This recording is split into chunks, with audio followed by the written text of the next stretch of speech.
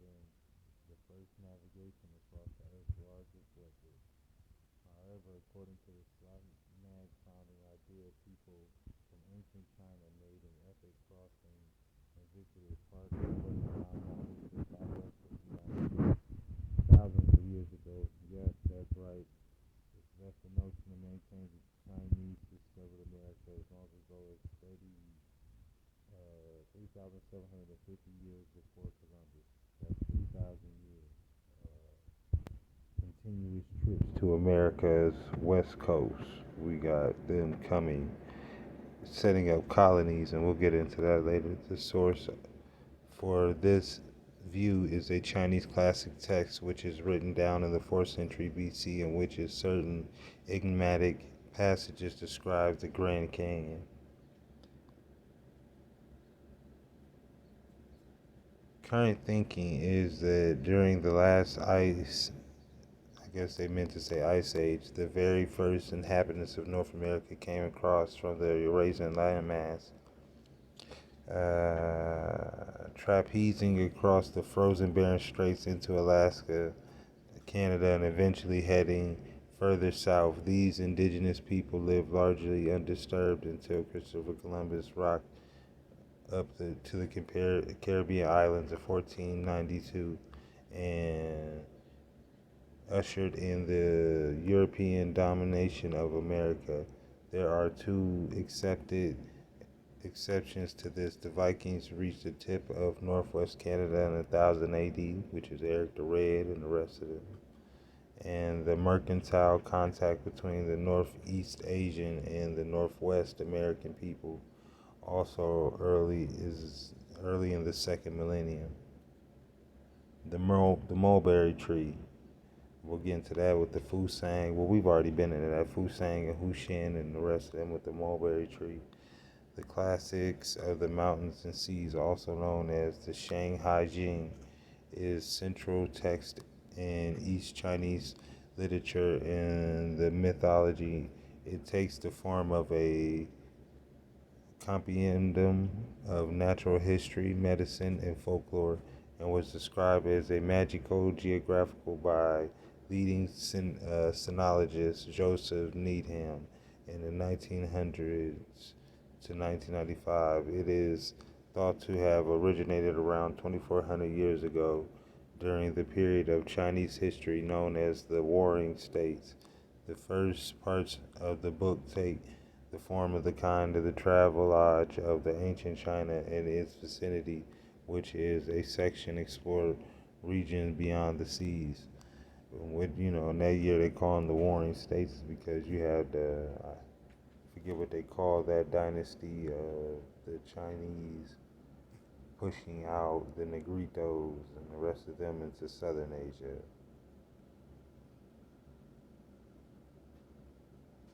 Warring states, also called contending states, Chinese Pinyin and Zhanggaoyu and Wadgais, romanticized Chen Kao, designation for 7 or more small feuding Chinese kingdoms whose careers conveniently constitute as an era in Chinese history. So you had the tribes beating up on each other. The Wei, the Han Dynasty, the Chu, the Oin.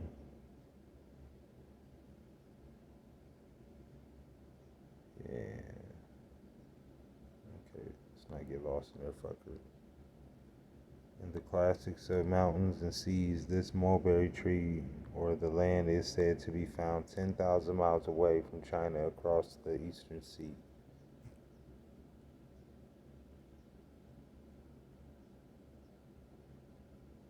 As we went over in our other video, the Eastern Sea or the East Sea or the Chinese or the Japanese Sea, they called them all the same thing. So once they cross that little part, they say let's see,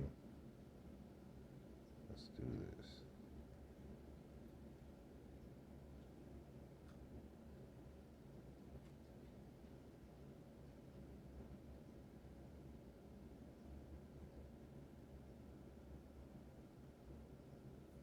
Brave and gallant ship and a fast and favoring breeze, with a belay crew and a captain to carry me all the seas. To carry me all the seas, me boys. I ain't about to do that. Okay. In the strange 1913 works of the ancient Chinese accounts of the Grand Canyon, of course, of the Colorado, Alexander McAllen argues that the classics of mountains and seas contains descriptions of the North American continent and the Grand Canyon. This account is purported to be from a much earlier time than the composition of the text, to around 2250 BC. According to McAllen, the ancient Mexicans called North America a mulberry tree, and the Chinese sages spoke of North America as a distinct land or trees of Fusang, meaning helpful mulberry. In the classic mountains and seas, this mulberry tree or land is said to be found 10,000 miles away in the China across the Eastern Sea. It says that the tree or land is 3,000 miles wide and has a trunk around 100 miles thick. There is indeed a point near the Yucatan that is around 120 miles in its width. Beijing to the Grand Canyon, as the crows fly, is also a distance around 10,200 miles. North America across the coast is roughly 3,000 miles wide. Weird, huh?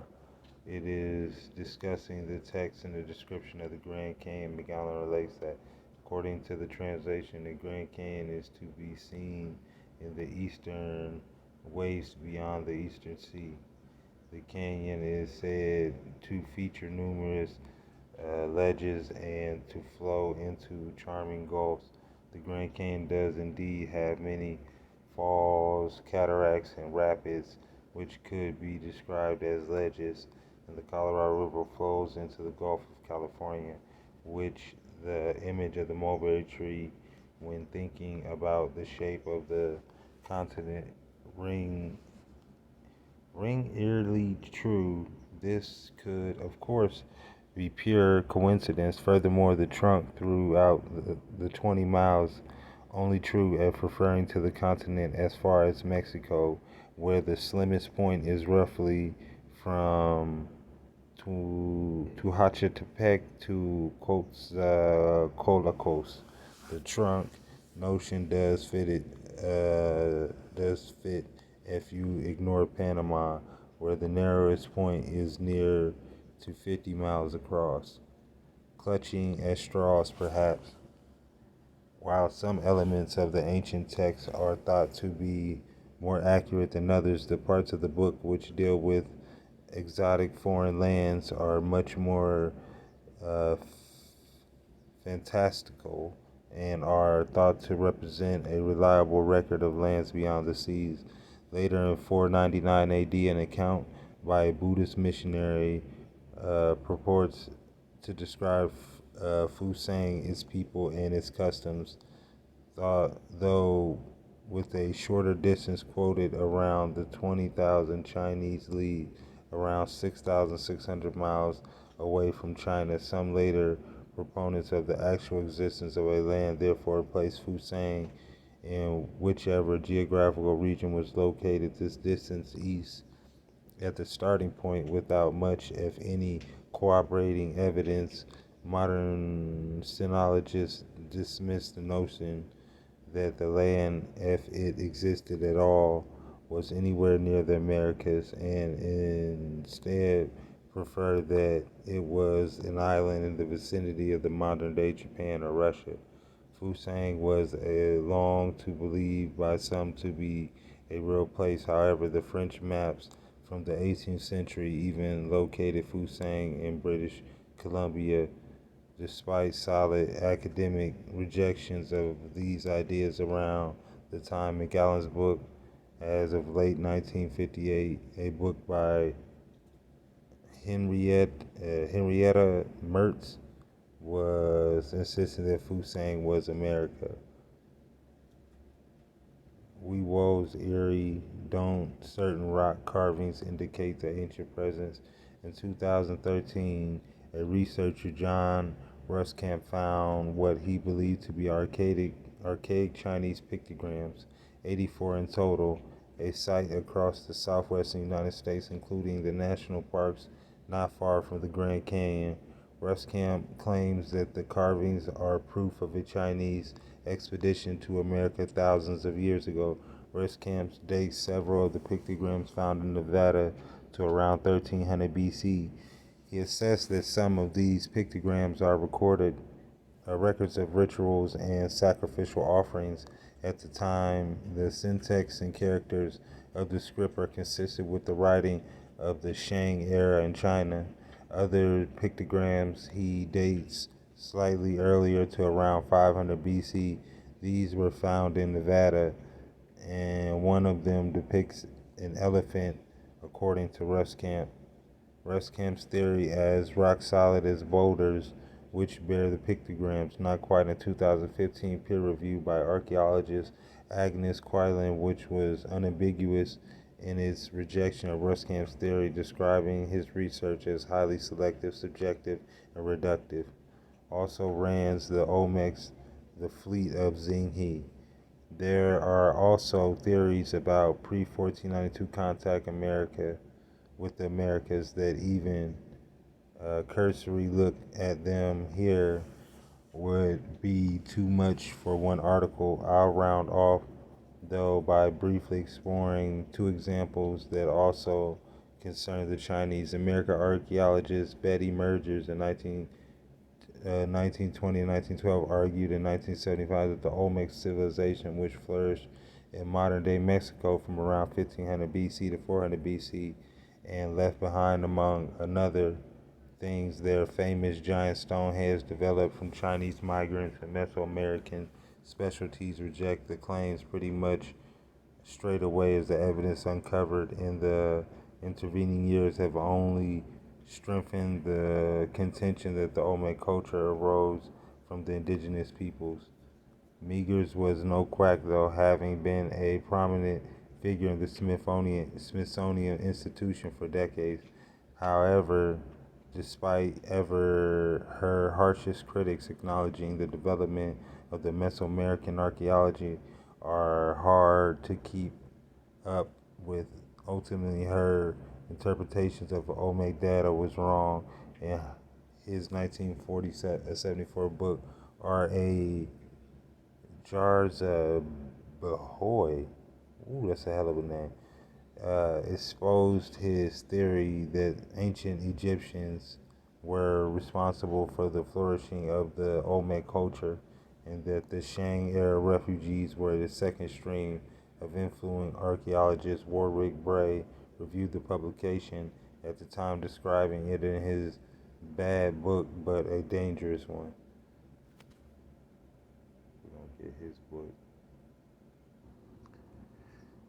Alright, next we're going to get into this book called Discovering the Mysteries of America, Lost Histories, Legends, Unearthed and Explored by Frank Joseph. It's a pretty good book, you know what I'm saying? I like checking, certain stuff out. Some things you have to take with a grain of salt because, people are reaching, but then there's always something to take out of every, book, because you can't just write a book full of lies. Nobody's just 100% lying, you know what I mean? There was definitely pre-Columbian contact. There was definitely a system set up. It ain't fucking Moorish. Let's let niggas with that Moorish shit, no more bullshit. Let's just kick dirt on that. I understand, we came through a lot. We mixed with a lot of different people. Some people chose Sephardic Jews. Some people chose in our culture, in American Indian culture, to mix with the Scots or the French or the Huguenots, or your different Moorish societies. We all chose up. Spanish, whoever or however you chose up. But as of right now, we need foundational Americans. We don't need foundational Black Americans. We don't need foundational white Americans. We need just the foundational Americans, period. Yeah, we need them to be white and all these different colors. We need them to come together. If you have the genealogy and the proof that you are a foundational American, your people have 10 plus, 8 plus generations in the soil in American Indian blood, we need you to come on home and protect mama, because right now we've opened up the doors to foreigners here in these late 1800s and 1900s, and we have let a bunch of people in who don't care for her. Now they're taking advantage of her, and they're now putting us off to the side and telling us what we went through and what we fought for doesn't matter. And now that their kids are now able to go to school and market and make their own mark in this American society, as they begin to educate us all in the beginning that we all are foreigners and we have no right to the land or something like, in this situation, which is crazy. And now we are being pushed off to the side. So as a people today, we have to somewhat knock down the colorism and begin to notice that we are a mixed people. We are now an amalgamated, or what you want to say, a new people. But we have to protect what was given to us by our forefathers, and not let a bunch of people who are money hungry or just looking for a place to stay because they fucked up their home to come over here and just trash it. So let's come together and let's begin to move to the next step, because this right here ain't working. So let's get into the book. It says testing proves America's age. Zachariah Sitchin, internationally famous for his controversial book describing the origins of man and civilization, The Lost Realms, Genesis Revisited, a Cosmic Code, are read and translated editions around the world, and he has appeared in numerous television documentaries dealing with the alternative sciences. Born in Russia, Mr. Sitchin was raised in Palestine and graduated from a University of London with a degree in economic history. Sounds real Jewish to me, but we ain't gonna even go there, shout it. We ain't even gonna go there. So let's just keep on sliding up the block. Keep the thing on cock, you know what I'm saying? Keep it on your lap. So, cause you know what I'm saying, it might go down, you know what I'm saying? Don't come on 7 Mile talking that shit, cause it'll go down. Don't just play. Alright, let me be serious, man. London with a degree in economic history. He worked for years as a journalist and editor in Israel before settling in New York. In an original article for April 2001 issues of Ancient America, Zachariah Sitchin showed the civilization on our continent is 15 centuries older than believed. This is more profound. Antiquities places prehistory America squarely within the contemporary rise of high culture in the Nile Valley, Mesopotamia, where Egyptians and Sumerian civilization did indeed share some proactive similarities with ancient Mexico. He helped prove his findings by using carbon-14 testing methods. Could there have been an overseas connection between the Nile Valley and the Valley of Mexico, even at the dawn of organized society, as Sitchin argues?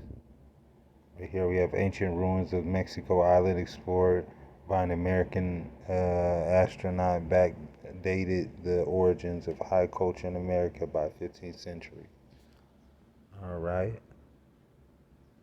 America's First Civilization Older Than Believed Possible by Zachariah Sitchin. If an astronaut were to corroborate any aspect of my writing, I would have expected it to be in regards with the interplanetary matters discussed by my various published works.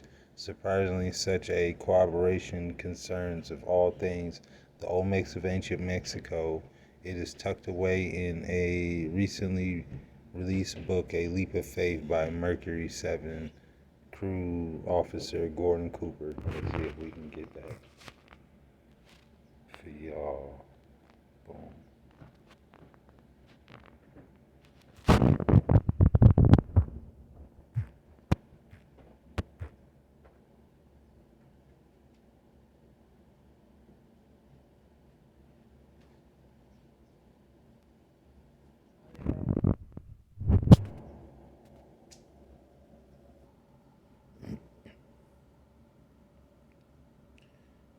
book, The Lost Realms, mention the colossal stone heads, unmistakably black African features discovered in Veracruz, Mexico in 1869.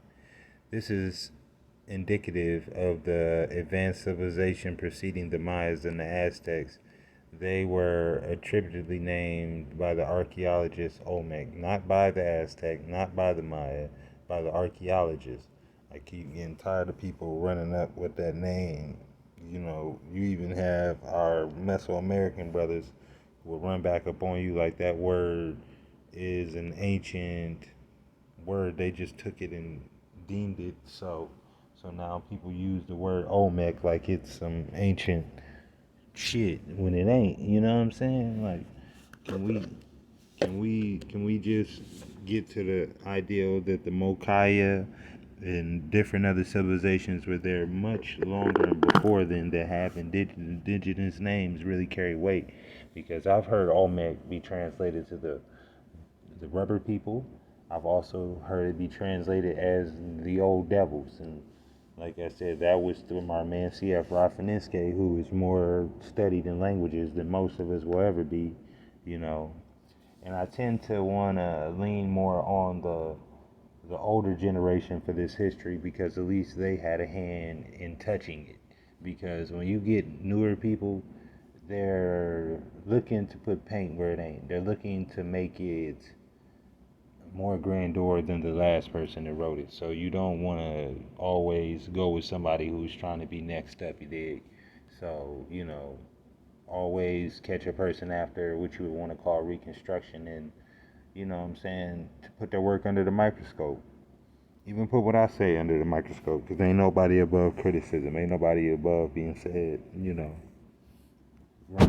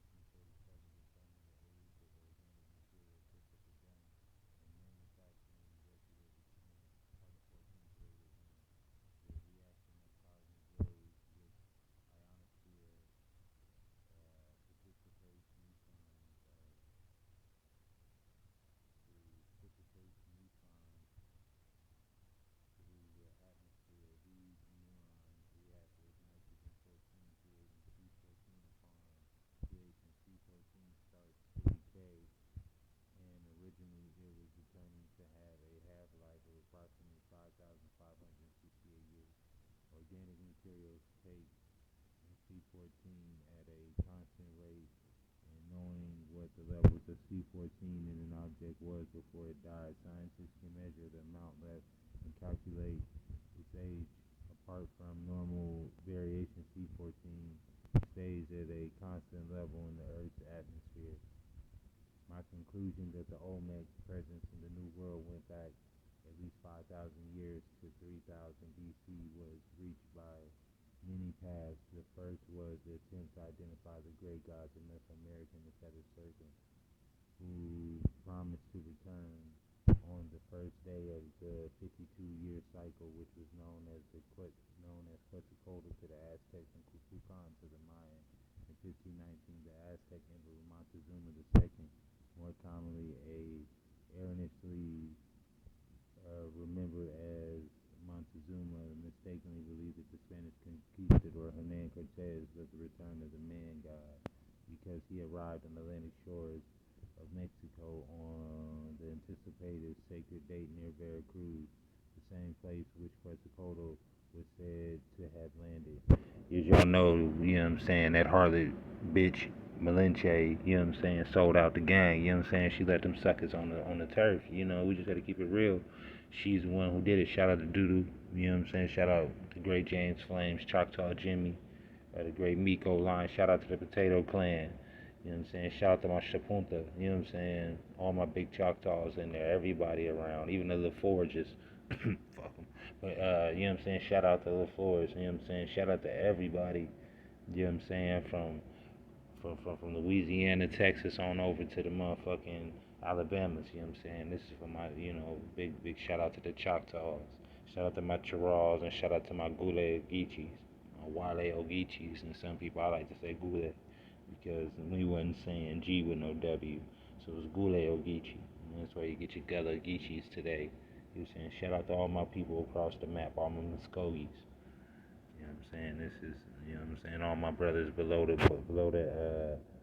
Mexico line, my Choctaws, where we migrated from, so showing love.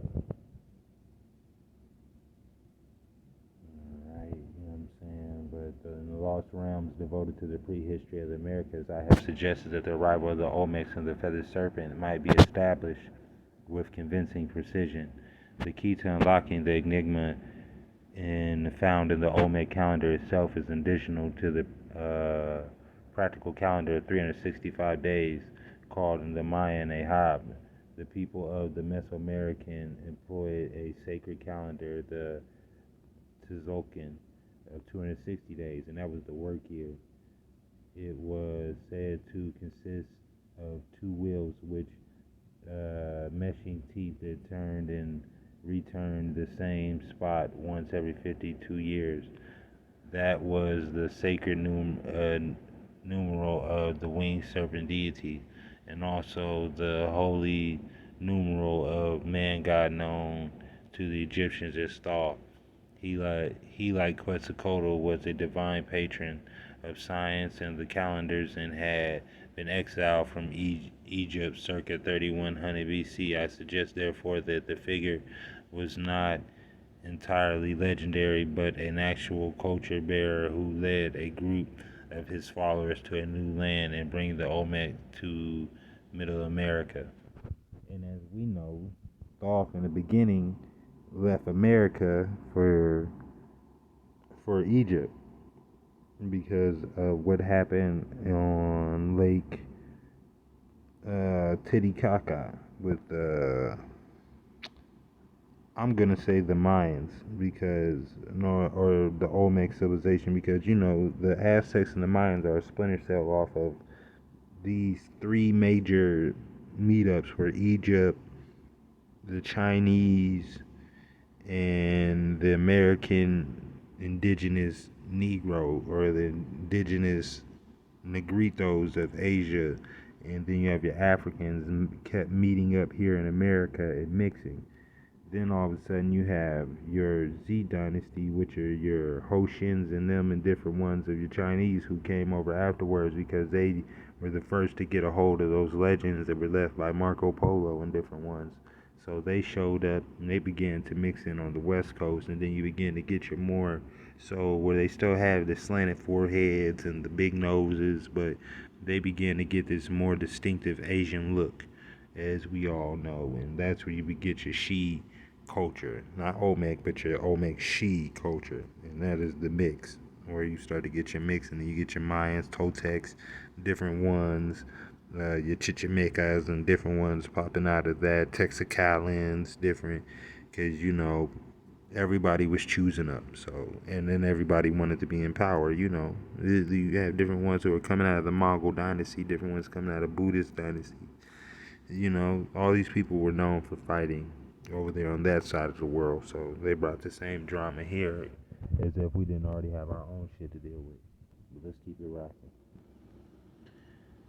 In addition to Hab and the Tzolk'in, there was a third calendar in Mesoamerica used to inscribe dates on mountains called the Long Count. It was not cycle as the other two, but linear, counting consecutively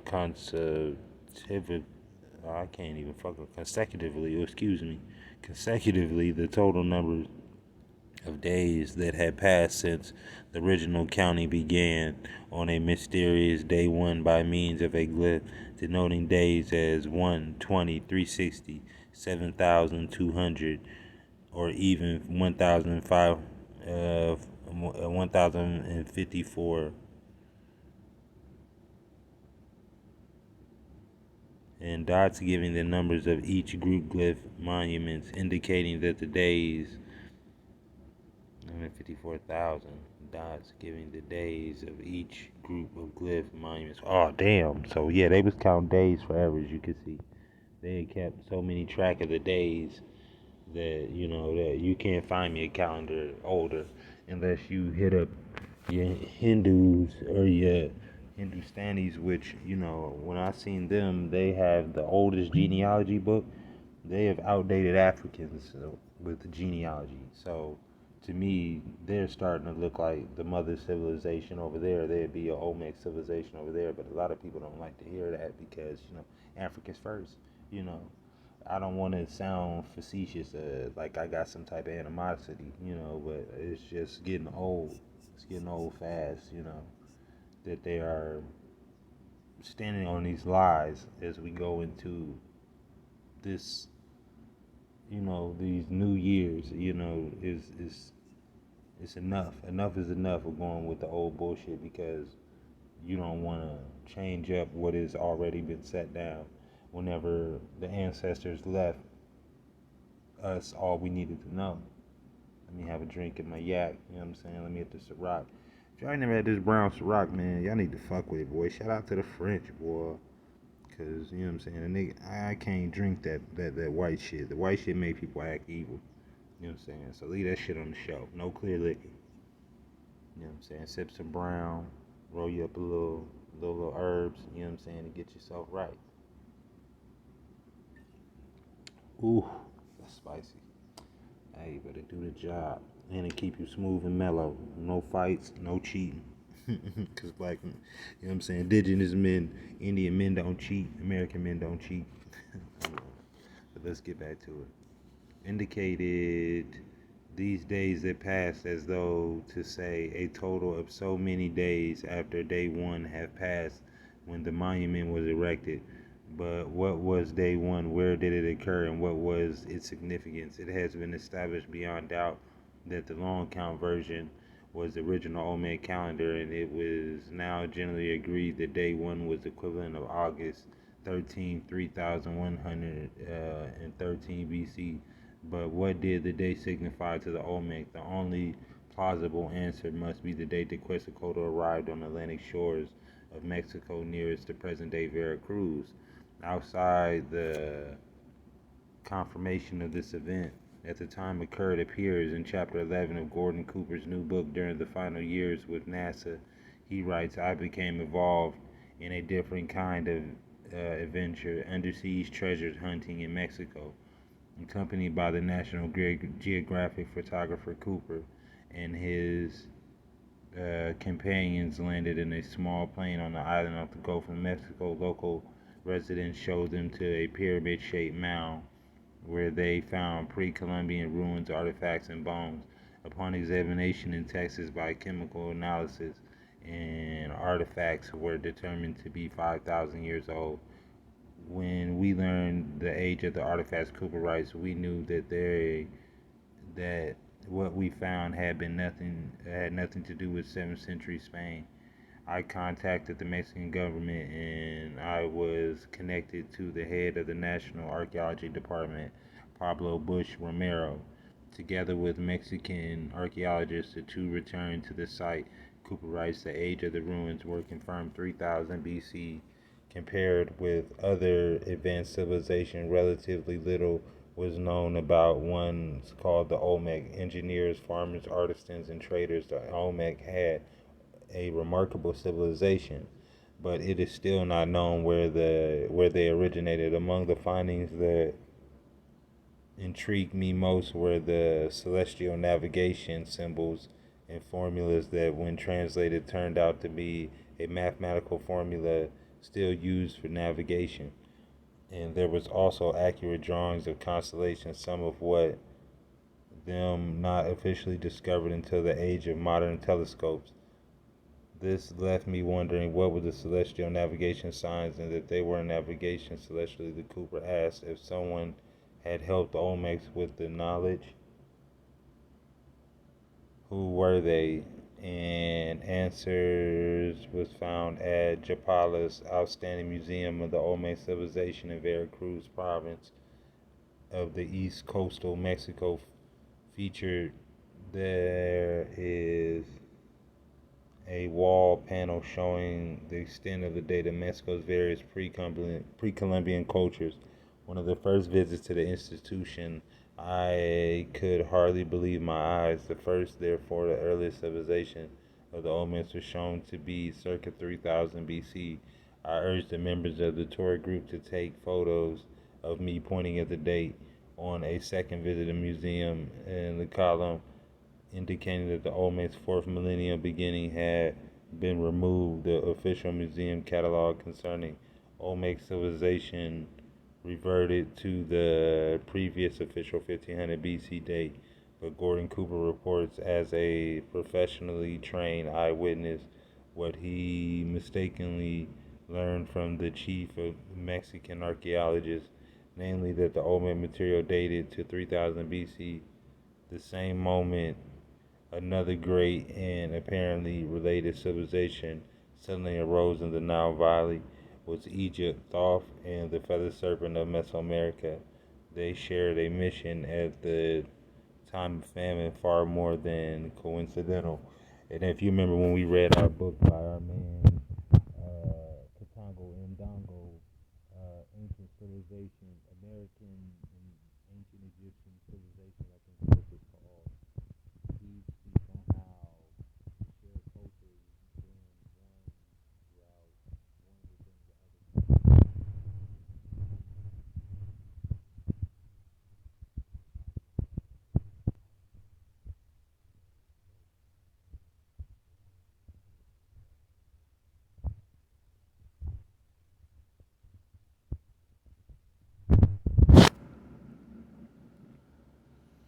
Alright, now we on Kennewick, man. You know, we always dig into him, you know, because they try to disrespect it. They try to go back with Cro-Magnon and, you know, anything that would be tied back to the dark people of the earth, they're going to be disrespected and called monkey men or lower or, you know, we're always going to get scientific racisms because they can't explain how somebody that they would consider a lower being was smarter than them or was, you know, traveling the world and erecting monuments and doing math that they're just now today with computers being able to, you know what I'm saying, wrap their mind around. So let's figure out what's Kennewick in America, you know, or the Cro-Magnon man in America situation was.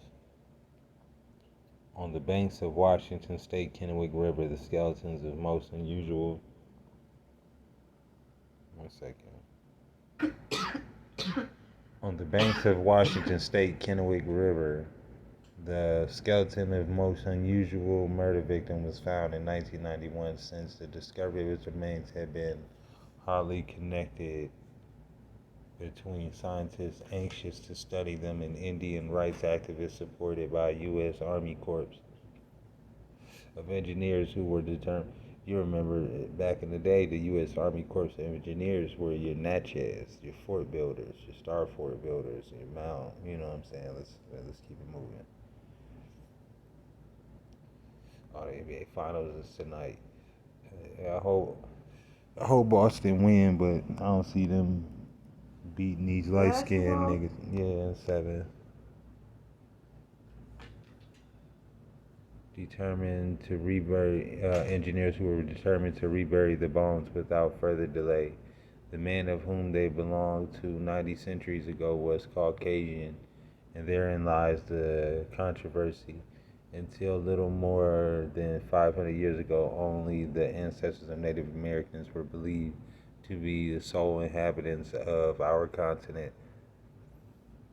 But this long held assumption had been called into question by the mere existence of the anomalous stranger because he was probably not alone. In October 2004, the ancient American James J. Daly highlighted some of the serious ramifications generated by this continuous find. Kennewick man still potentially incorrect after 9,000 years.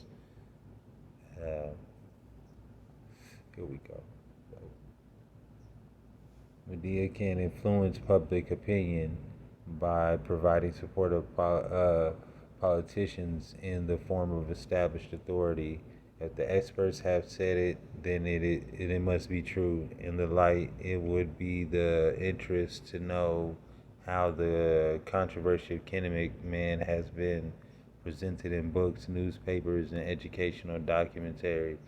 This review covers three such presentations: What It Means to Be a 98% Chimpanzee by Jonathan Marks, The Journey of Man by Spencer Wells, a documentary film, The Real Eve, narrated by actor Danny Glover. All three mediums have misrepresented the evidence regarding the discovery of a skeleton in North America that does not confirm the physical features of the indigenous people or Native Americans. As we said once again, these features do not match them. As they check these bones out of Kennewick Man, they're gonna tie Kennewick Man back to the Grimaldi Man. The Grimaldi were known as the first Negroid or dark-skinned people of Europe. And when they say European, they're saying that to try to throw you off the trail because they know modern brains are going to associate the word European with white. And so this is where we have. We're going. Let's find the document.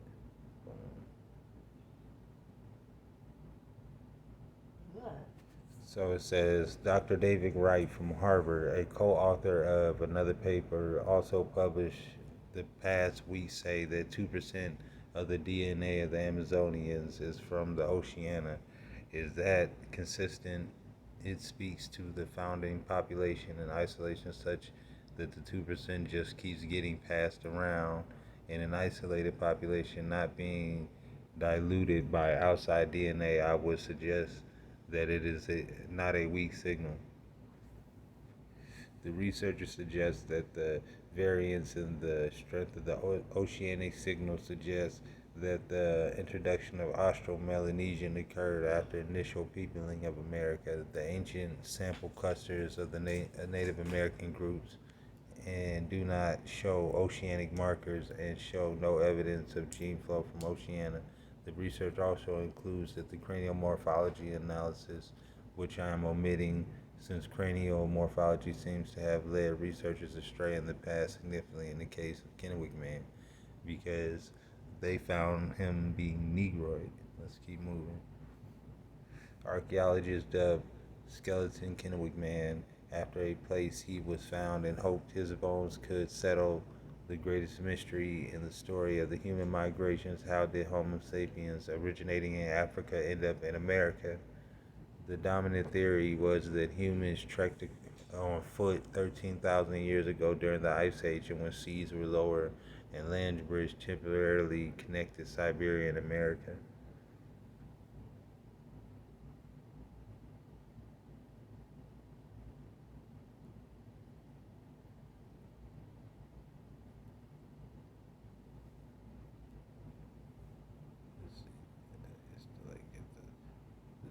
We are strengthened in this assumption that the earliest Europeans were not only long-headed but also dark-complected.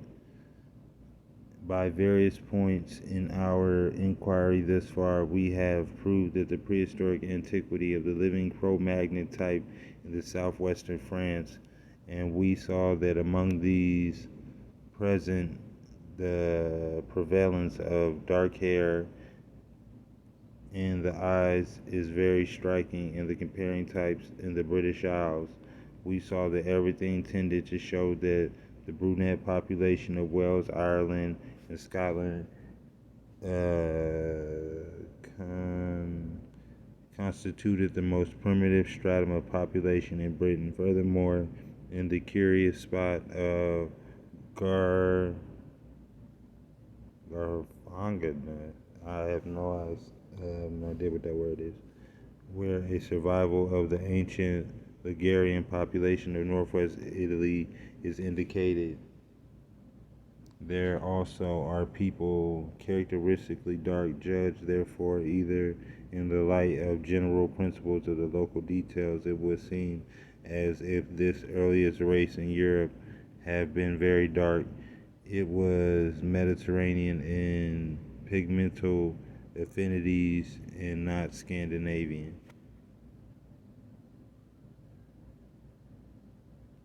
Man, the cave dwellers. According to the customs of the time, ornaments of the artifacts evidently intended by their friends as provisions of the future life accompany the skeletons, and some of the bones found were stained with red ochre.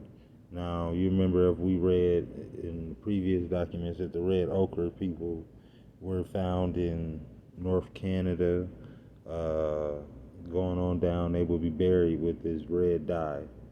And they started finding it all over the Americas. It was also, I think, found in Mexico amongst the, who would that have been, Luzia's people. And you find it, I think, sometimes in Europe, maybe. I'm not sure, but we're gonna have to. I have to come back to y'all on that one. But it says, okay, where the red ochre, red ochre.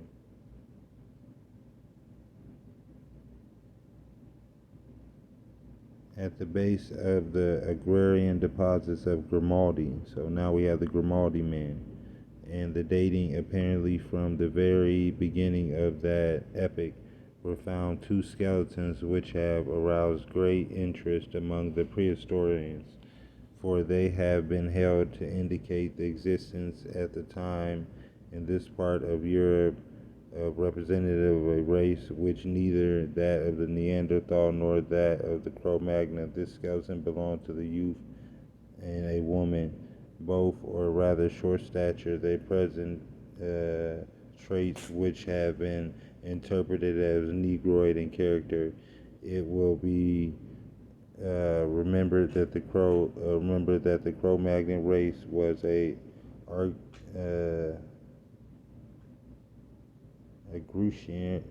Grecian culture and supposed to have entered Europe from Asia by the way of northern Africa and the old land bridge across to Italy. Now, in recent years, there are coming to light all over Africa the remains of a type of art consisting mainly of engravings and paintings of animals, which in many ways recall the remarkable cave art of Upper Paleolithic Europe.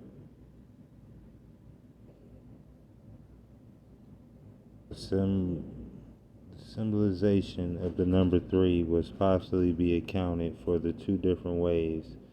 One suggested that the scepter of Poseidon, and Plato says, was the first king of Atlantis, and that it represented by the Greek mythologists as being the son of Kronos, and that the three-pronged trident as being an allusion to the three great islands that formed his kingdom, North and South America and Atlant, that now lies buried under the waves of the Atlantic Ocean. The emblem placed in the hands of Vol, the god of the atmosphere in the Chaldean mythology, found also in those of the Hindu gods, may likewise represent the three worlds of great regions.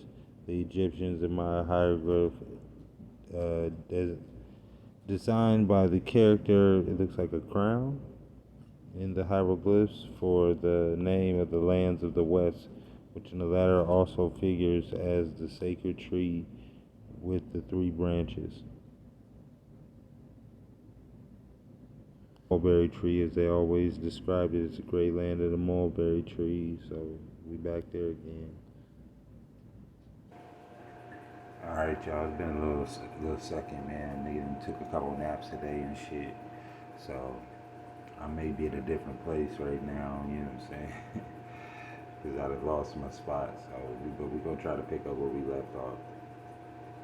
Okay, right here we have Ek Hua. Hua meaning king. I think Ek means black. They call him a black captain or the black king. So the black chief. So Londa to be the god of the cacao plant, which would be the chocolate plant. But to this, the Shishila object of the warlike traits included such a supposition, so that later refers to him merely as the god Am. About his name, however, there can be no doubt. The painting, composed precisely with the Nuez de la Vega, tells us that the Tezencinal divinity Ikalhua Maya Ekahua, names which are translated the Black Chief or the King of the Blacks. He was reported to have been a famous warrior and most cruel. He was depicted in the figure of a furious blackamoor with the members of a man. The blacks of whom he was king were 7 in number and were painted in the most of the native calendars, with the bishops found among the Tenzentals. They were the signs of the 7 days, beginning, he added, with Friday, which may have been an erroneous explanation of the masters. Among the reminders of the 7 were doubtless the god Ekchual, the cacao plant, and the god El. Dr. Shillel has a list. The later could be found in the Cod Dresden, page 7, 14, 21, 24, 46, but not all of the Tyrannus is evident, however. Of the reigns, who is described in the Daimotel, Lucifer, chief of the devils, and probably a name of its Nama, Zoe, Kag, virgin fire, patroness of infants, Zui Dizit, the virgin of Dresden animals, hunting goddess, Ex Talban, goddess of ropes or snares, also hunting goddess, as well as the patroness of the hanged themselves, Akagnek, he who looks after the cooking fire, Papua, the master of dew, Akdiziz, the master of cold, divinities of the fishermen. This list should be added. Akan, the god of intoxicating mead, the nation's beverage. So that would have been Chicha, the god of Chicha, or beer. Ekwal, the black companion, god of the cacao plant and the merchants. And there used to be the cacao being the medium of the exchange. Ixtobuatum, she was the spirit of the precious stones, goddess and the worker of jade and amethyst.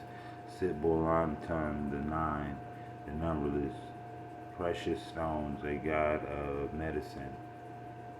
Chalk Bitnum, the god of singing. Akin Sok, chalk.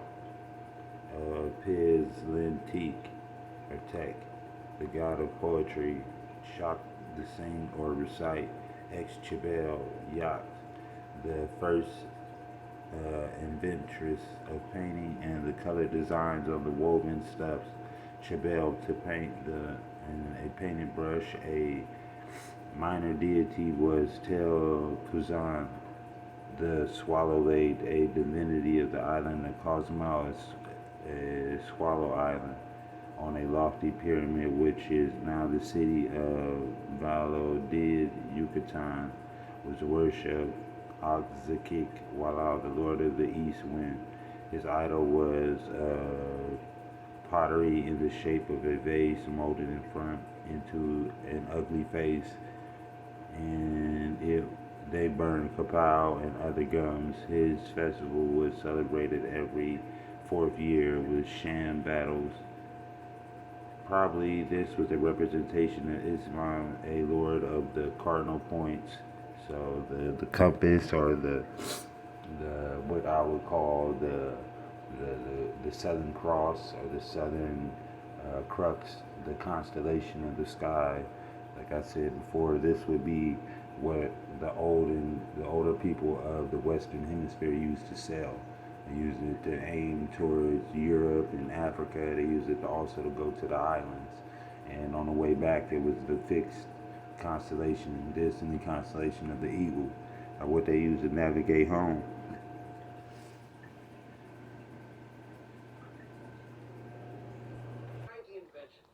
This is our latest installment of Algonquin conquest of the Mediterranean that happened 11,500 years ago, and the connection between America, Europe, and the Middle East and North Africa. I don't want to say it, but it seems like to me like the E1B1A DNA seems to have some type of connection to this ancient Atlantic tribes of people who seem to frequent the Atlantic all the time, and which was the most dangerous oceans. We got some of our craziest travels, that happen on the Atlantic, but a lot of business goes down on the Atlantic. Because if you were to try to do it on the Pacific Ocean, it'd take a lot of time, a lot more supplies, bigger fleets. They make it there a lot more because it's a calmer ride, but let's just get into this. But this book was written by your boy Jack D. Forbes. He's been instrumental in the awakening of different peoples, indigenous peoples throughout the Americas, being able to see who they are. But this book right here, let's start off. It says, picture giant turtles from the Caribbean following the Gulf Stream to the coast of Cornwall and the other parts of Europe, diving occasionally to freed up jellyfish as they make the epic journey. Pictures also ancient American mariners, perhaps from the Caribbean or the east coast of North America, also following the Gulf Stream in dugout boats, later in small reaching places in diverse as Ireland, Holland, Iberia. Visualize the surprise of Christopher Columbus when he actually met two such Americans, a man and a woman, at Galloway, Ireland, some 15 years before making the famous voyage of 1492. The story of the ancient Americans as seafarers, mariners, and navigators is for me fascinating, although often overlooked aspect of history. Evidence presented here will show that American Indians were builders of great boats up to almost 100 feet in length in the Caribbean, and were outstanding students of ocean currents and storms and winds. Because, when he said he got here, they already had sails. Columbus was saying that they were able to switch directions on their boats instantly. They were able to start going in another direction, plus having paddles. They were able to navigate the water much easier than everybody else. And some of the first boats, as you remember when we got into the Algonquin conquest of the Mediterranean, they were talking about how they found these first ships, these first junks, and these first sails, and they began to mimic them, and that's how they began their seafaring as an invaded nation. Also, you got your boy, what's his name, and what's old ass nigga that be talking about Atlantis all the time. They Socrates, but his name is on the tip of my tongue. We'll get it in the middle of it. I'm gonna find the document, but he speaks of the Americans coming over there and harassing the island. Harassing the whole area and conquering the whole area. So we don't get into that. I'd like a vodka martini, very dry. We only serve wine and beer. Then bring me a glass and a shrimp cocktail. Hold the shrimp. Okay. DIY a Bloody Mary. Can you just pay so I can get out of here? Frankie. North America Fishing at Sea Challenge. Pretty such as swordfish developed in advanced toggling harpoons and early as 7,500 years ago, and involving the red earth culture. You remember we were talking about the ochre culture, the red ochre culture, the people who sailed and moved around and spread all over the Mediterranean in different places. It was them that were going all over the world, showing people these different ways, how to use the cross to navigate, how to use the sun, how to use the moon to find places, how to use the stars.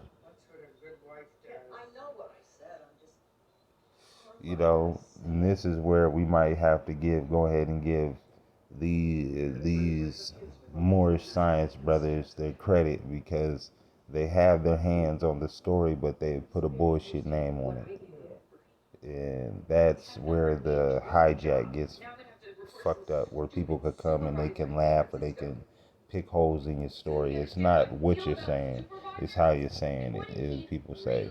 You know what I mean? If you came at it in a more scholastic way and with tribe names rather than pet names, you would be able to get the respect of your peers. But let's just keep these guys in. Let's keep moving. 7,500 years ago, and involving the red earth culture that they have spread as far as Europe. The story of ancient seafaring also includes a daring voyage of Eskimos Inuit groups from Greenland and Labrador using indigenous designed kayaks and larger Yumicus voyages that they took along the coast of Greenland, sometimes passing underneath huge ice mountains arching over the coastline and always facing terrible obstacles from storms and drifting ice. Unbelievably, perhaps, interpreted Inuit kayakers show up in the waters of England, Scotland, and elsewhere, whether arriving directly from America or escaping from Europe whaling vessels. Along the coast of South America, too, our story includes seafaring by nations such as the Caribs, the Tupi-Guanare, and you have your Tupi-Namba, who will be your blacks of this land, the Negroes of this land. That's also what they say about the Caribs. So when you talk about also the history of Barbados, Barbados means hanging beards or something like that. They try to say it's the trees, but everybody knows that the Caribs had beards, and that's what made them different from most regular Indians. The Carib stock of people are your ancient Negroid stock of Americans. If you want to put it like, they're the oldest on the land. Even in North America, if you want to talk about your Muskogee tribes and a lot of your southeastern tribes, they're really of Carib stock. Your Laconos, your Massies, your Guleo Geechees, your what you would later call now your Seminoles, your Chickasaw or not. Your Chickasaw, your Invaders, your Westos, all of them, they came later on. Your Lenape. Well, the Lenape, some of them have the old blood and then some of them have the new blood, and they maintain sort of a median position, a keeper of time of the old knowledge and fusion of the new shit. So they're like your first mixed cousin. So let's keep going. With large dugouts of their own, with ocean rafts also being utilized, and our story would be incomplete without the reference of an impressive freight rafts along the Pacific coast, and their counterparts in the Caribbean and the Atlantic. Sails were often used both on rafts and canoes and I have piragos or piguas. Early sails seem to have made of palms, matting of other fibrous materials on Lake Titicaca. And Lake Titicaca is where the oldest civilization first was. It was sunken under the water. So when you talk about Mexico City is built on top of a more ancient city, and then they packed mud and shit together and made a new soil, and then built what you call modern Tenochtitlan on top of the new built man-made island. And that's why today Mexico City is still sinking, and they have to go keep reapplying soil in certain spots to keep the city from completely being submerged underwater, because it's not a real island. It's a man-made island. Foreign visitors were incredibly impressed with American maritime abilities and technologies, whether the waters of Greenland in the north or the south to the Caribbean and South America. In the later areas, huge trees, durable wood made it possible to manufacture boats of incredible size and flexibility.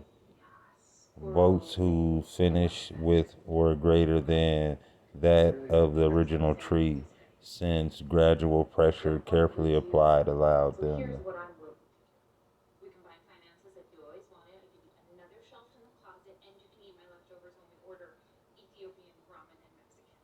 You better not ever order Ethiopian ramen. That sounds terrible.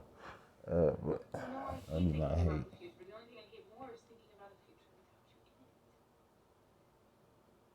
Okay, the original tree and gradual pressure and carefully applied allowed the hull to be expanded outward. Similarly, planking was often used to 100 oarsmen in some vessels, a remarkable upon the protection given to the boats when breached by means of onshore shelters, especially erected for the purpose. So not only did the boats, they expanded the boats by pushing on the wood, you know. They also said that the old Mex or your lower Mexican, you know, type of, or your Carib from that side would slather rubber on the bottom of the boat to help give it buoyancy so the boat would never sink or take on water in the wood. Basically, like a Flex Seal. They made Flex Seal years ago. Flex Seal is an old Mac invention. Shout out to Dude Vision. You know what I'm saying? They will also use these boats as shelter. So if you ever had to run it up on land, they knew the boat wouldn't break. They could get off, carry their boat off, run off. They already had 100 men in it. Take the 100 men, run out into the woods, turn it into a 100-man shelter. So you're dealing with people who are very ingenuous. Good. All right, let's get back into it.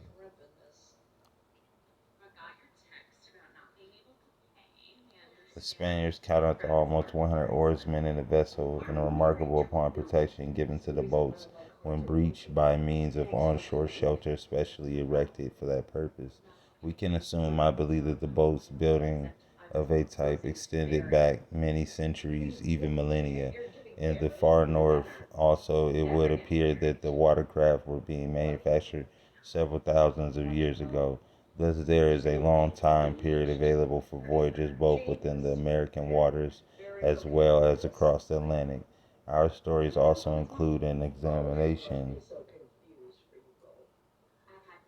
of ancient migration theories of human origins and evidence relating to the beginnings of human life in the American hemisphere. Thus, fascinating topics must be dwelt with in part because some scholars have argued for great antiquities for Homo sapiens or modern humans in America, and even that the migrations took place to Europe from America 10,000 years ago. Such our topics in the American discovery of Europe were compelled to look at such theories, however unpopular they may be in current anthropological circles. In telling the story of American travel, one must touch also upon the activities of Europe, since activities often result in Native Americans arriving in Europe unusually as captives, by sometimes as ambassadors, guests, entertainers, and curious visitors. In this connection, our story includes evidence relating to the possible Norse activity in carrying at least some Americans to Europe in 5 centuries before 1492. Possible ancient contacts from Europe also examined, such as alleged uh, Southern. I'm going to have to get to the next page.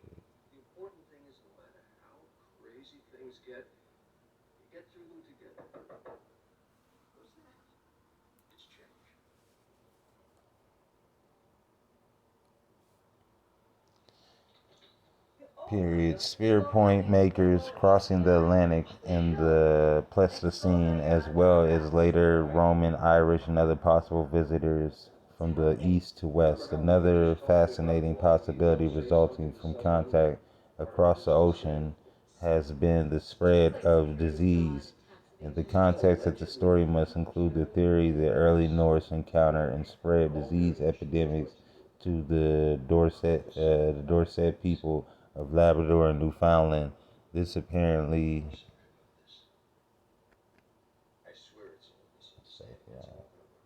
This apparently sudden disappearance of Dorset culture, a later decline of the abandonment of great American cities such as Cahokia, Illinois, and similar events in Mesoamerica suggest that the disease may have been introduced pre-1492 Europeans or other contacts or by Americans returning from across the ocean.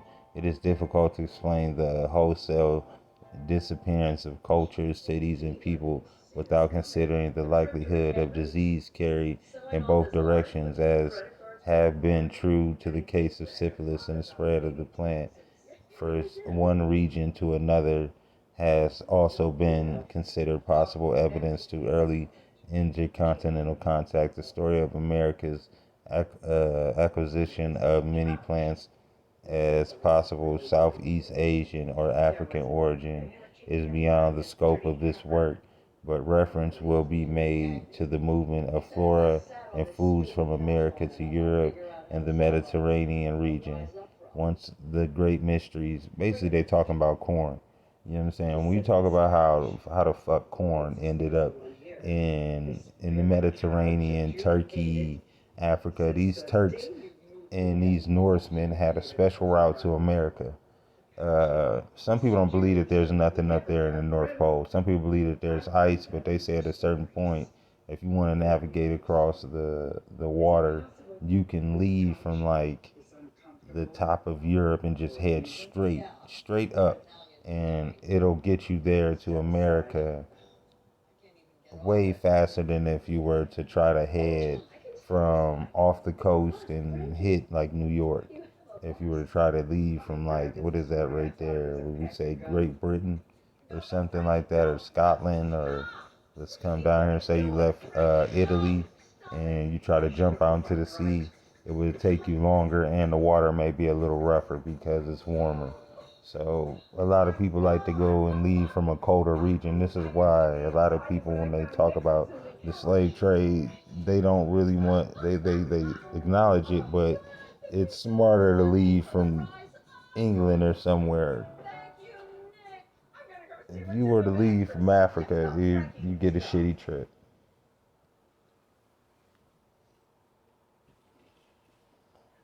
Okay. Acquisition. Okay, we read that Mediterranean region.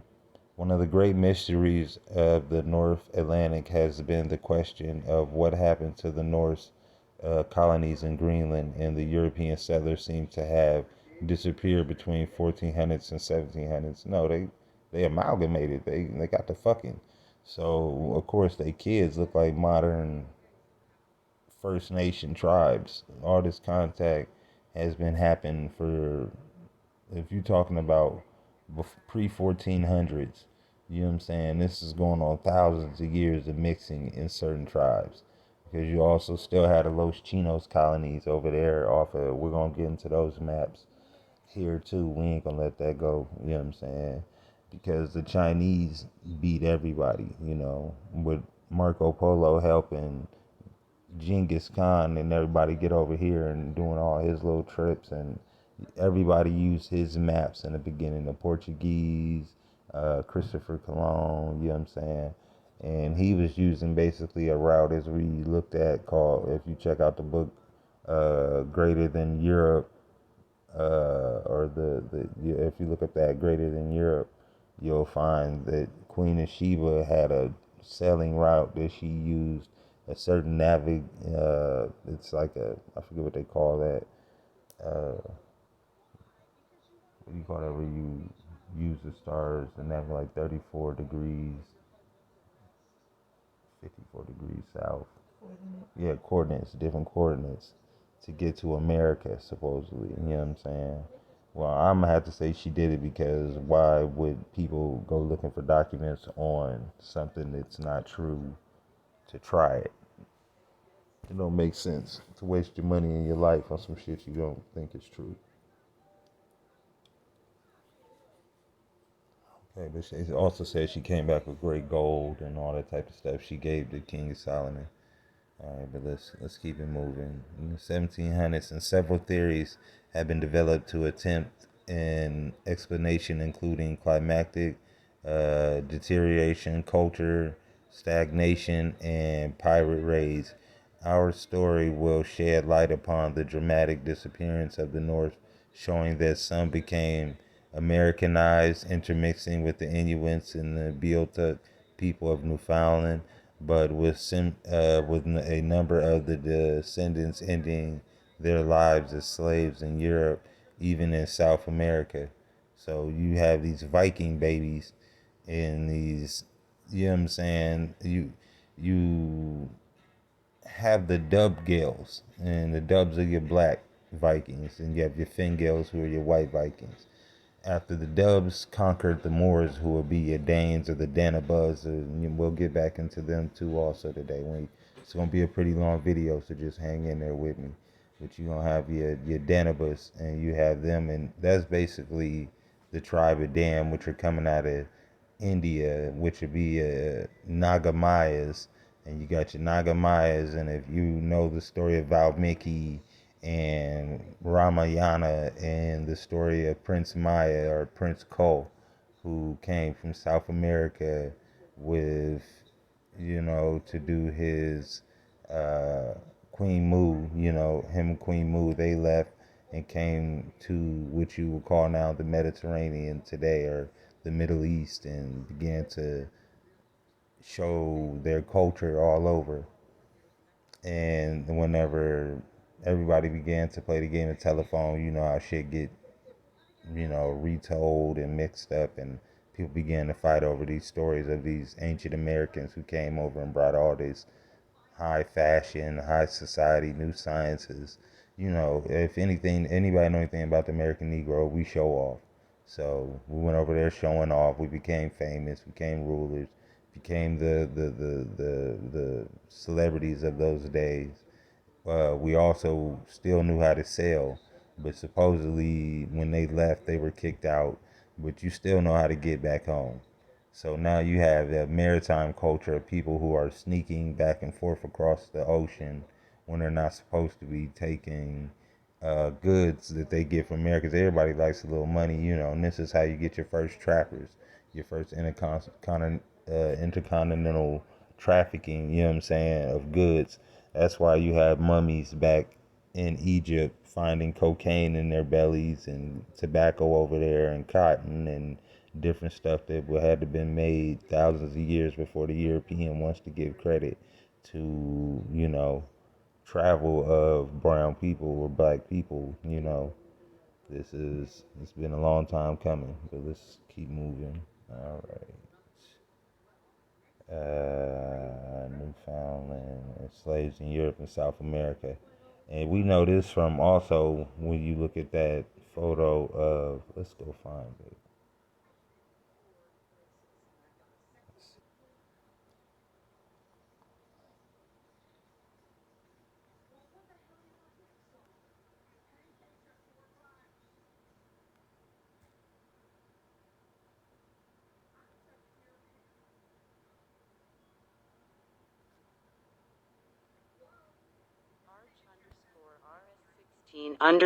Peabody M.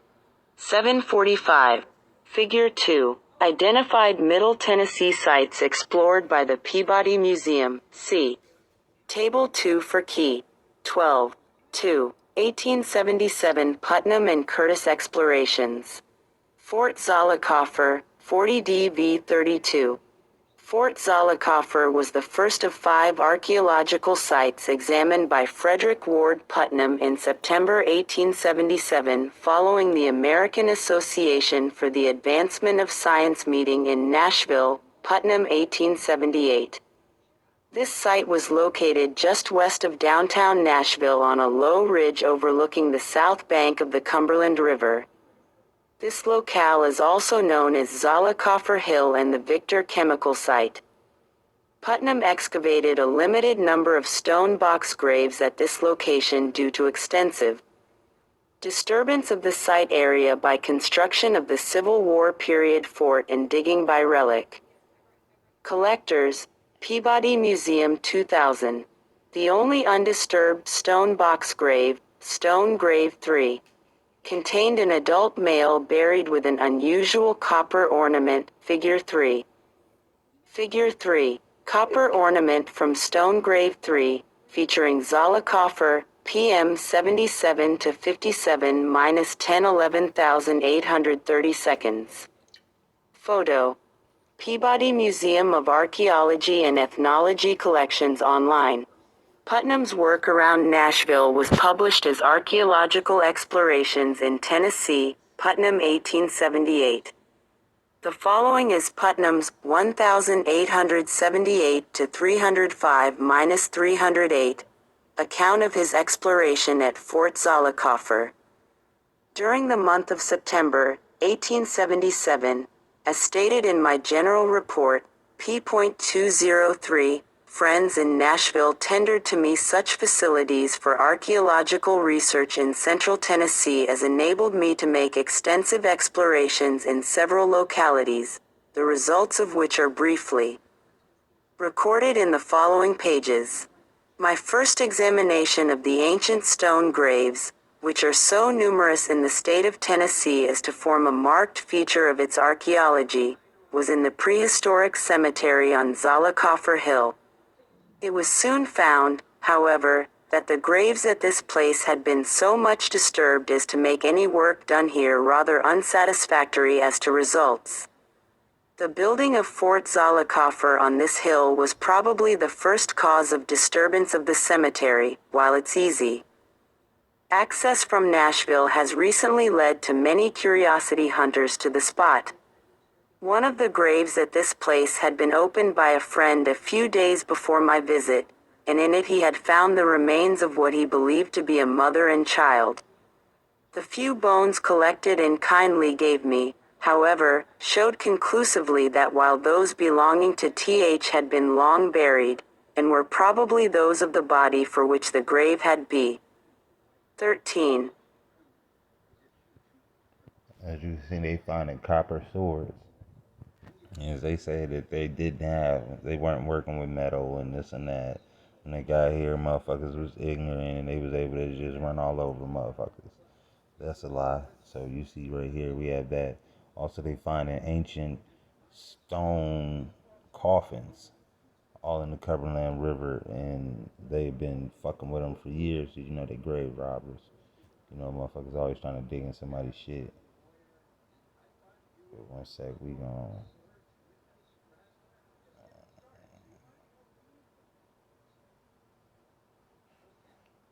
okay, these are also some of the figures that were found.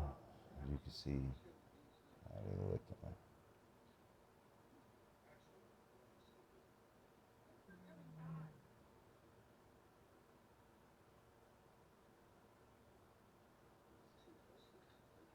Cock style Gorget from grave 23.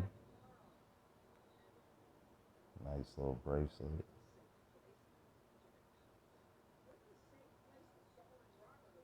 A little flat top, tongue stuck out.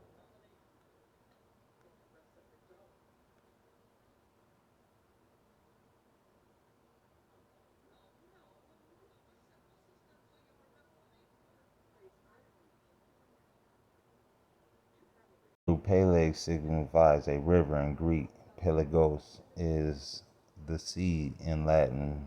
Pelagis, the same, whence the English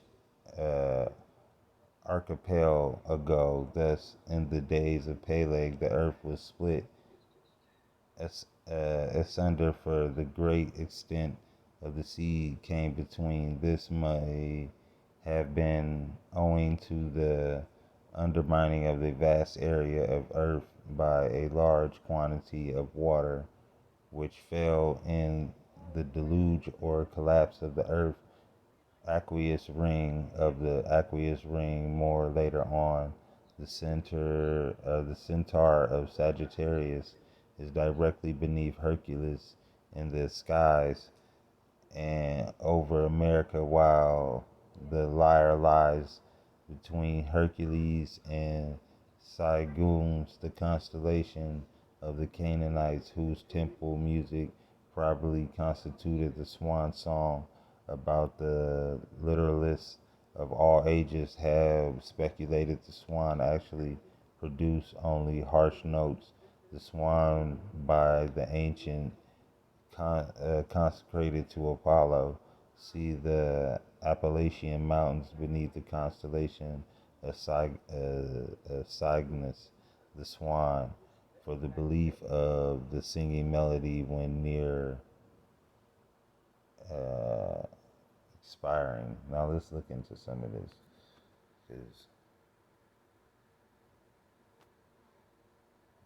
okay.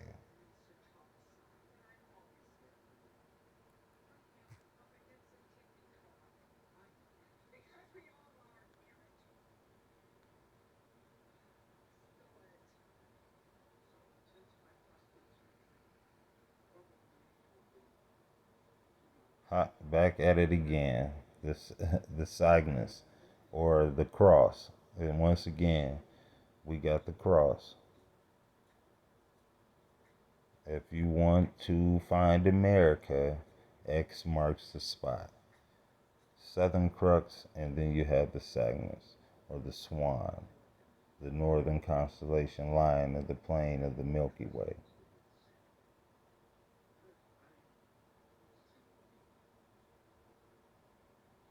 They say Prester John lived with the Swan Warriors or the Swanites or something like that. Some crazy shit like that in the land of where I forget what they call it. What is the Fountain of Youth? They was, I think they thought America held the Fountain of Youth. If you could get here and dip your bodies in the water of Lake Titicaca, or make it to the top of Mount Marema, and get up there with that 3,000 year old ecosystem that's never been touched. It's still dinosaurs and shit up there. Shit that ain't even supposed to be alive. We'll have to show you that one day. Shit ain't even supposed to be up there that's still alive from prehistoric periods because ain't nothing ever been disturbed.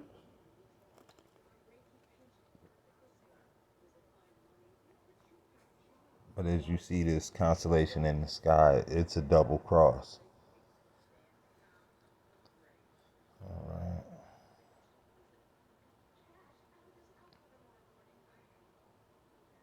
This, the Cygnus constellation is one of the most prominent constellations in the northern hemisphere. It is also known as the Swan constellation because its name translates to the swan in Latin.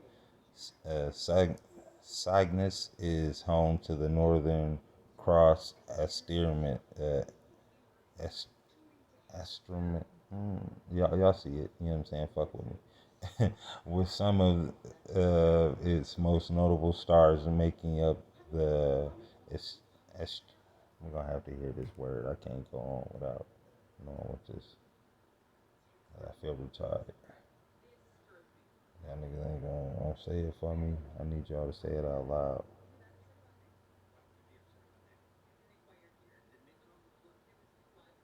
Asterianism. I'm gonna go with Asterianism. First catalogued by the Greek astronomer Ptolemy in the 2nd century, the constellation of Cygnus was associated with the myth of Zeus and Ledna in the Greek mythology. It has 10 stars with known planets, with the brightest star in the constellation being Deneb, which is the 19th brightest star in the sky. There are 6 named stars in the constellation. The name, as approved by the International Astronomical Union, the IAU, are Alberio, Al-Jannah, Azaphaji B, and Deneb, and Farwis.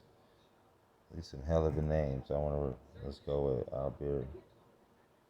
Alberio is a double star designated by Beta Cygni. Alright. Ajana.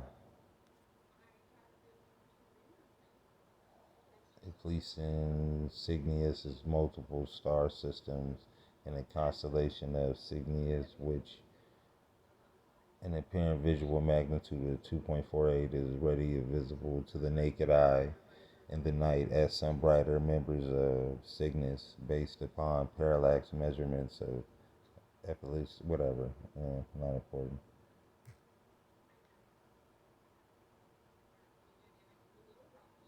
There's a binary star in a constellation and Cygnus, alright, so just the star names, nothing important with those. Messier 39, and 29 and 39, and there are two meteor showers associated with the constellation, that October Cygnet and the Kappa Cygnet. Let's find out what this constellation has to do with navigation. That's gonna be where the drop is.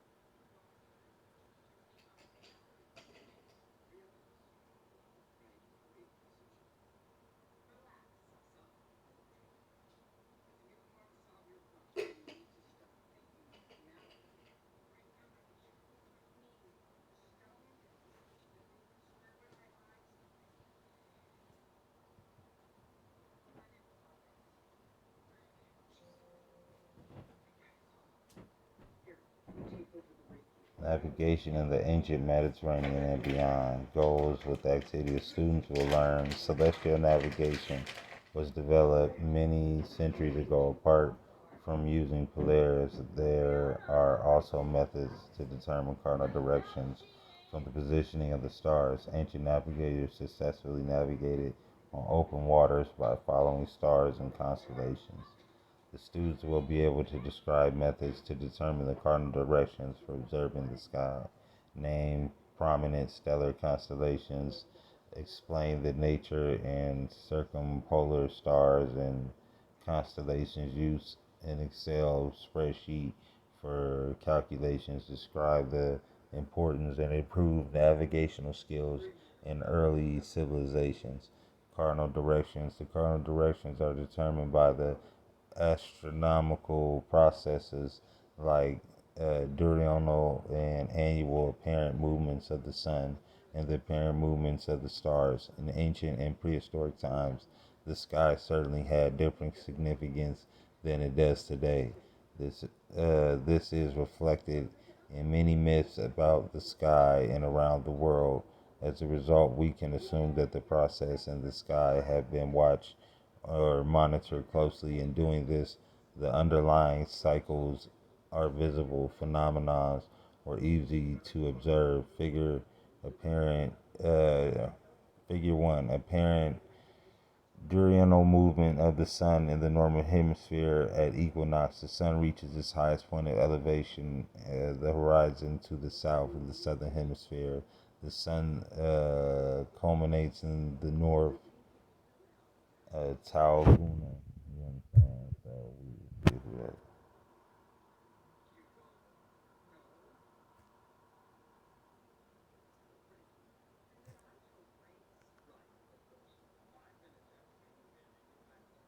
So the Tungans told him that.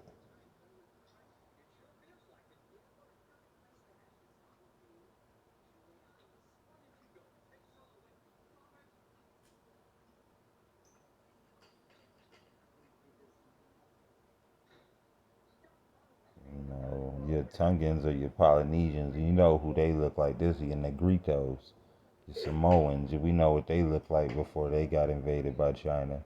Samo niggas, you know what I'm saying? So we started to get in there.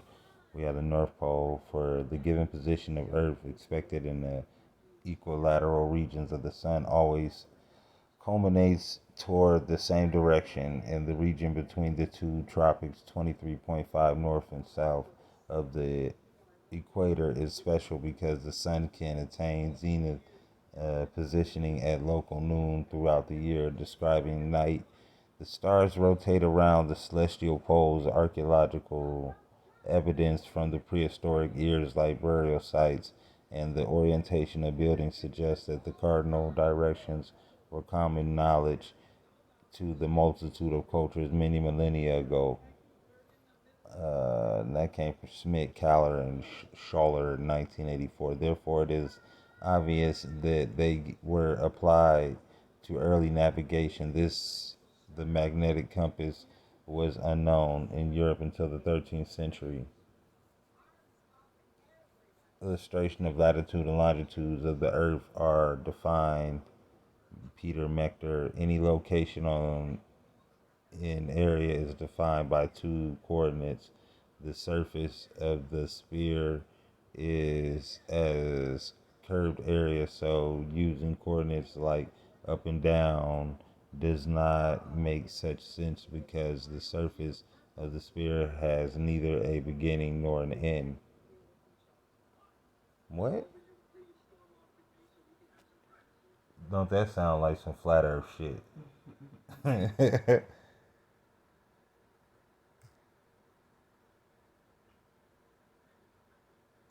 But I guess if anything is a ball, it wouldn't have a beginning or an end. So let's just research that statement because that's pretty deep.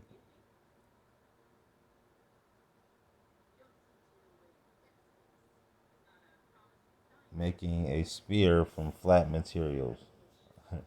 I want a large section of their bodies to mimic a sphere shape as that is pleasing to the eye to draft the first prototype pattern. Okay, let's.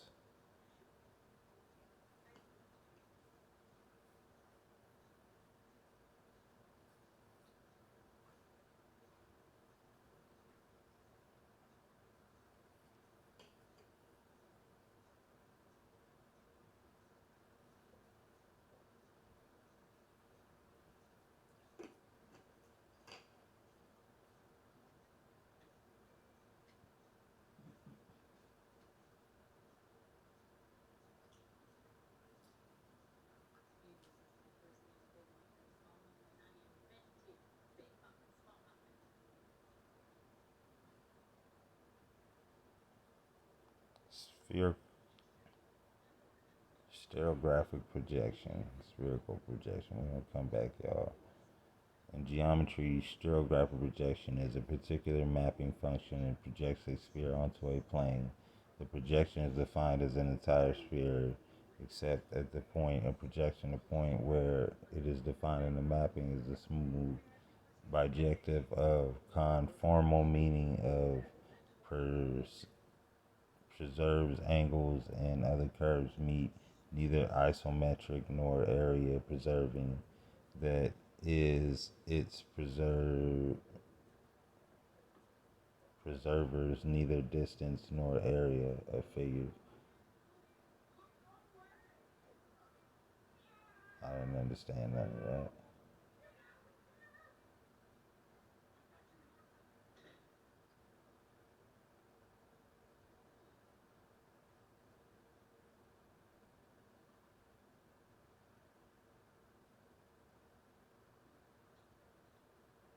Real good at math, and I guess you understand what's going on here.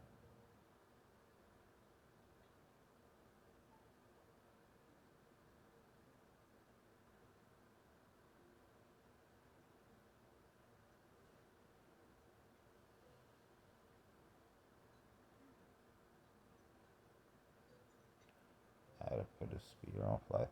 Oh, this is like what Tesla was doing. Also, that looks like the hollow earth. And that looks like Tesla's little multiplication chart where he mapped out multiplication. Oh, there go the spiral. Looks like that. Cosmic swirl.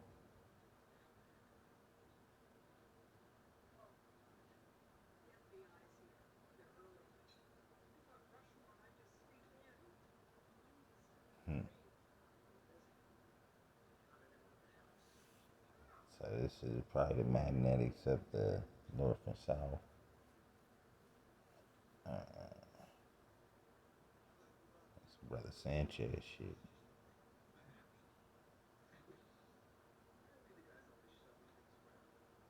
Like some straight up bro Sanchez ass shit. I wish this weird nigga was here to explain the shit. Oh, y'all see it moving?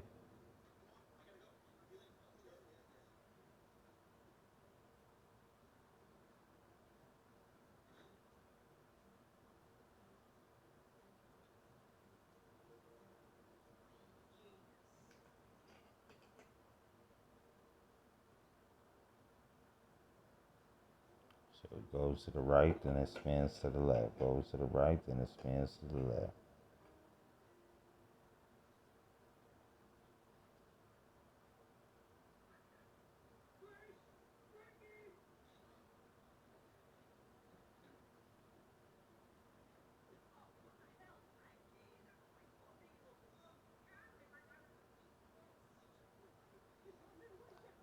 But as you see what I was saying, when they leave, supposedly there's no ice cap past Greenland and all that shit, just water up there. So if you leave from any one of these super northern countries, you can get into America faster than anybody else. As if you were to leave from, let's say, the coast of West Africa, then come this long swing through this choppy water.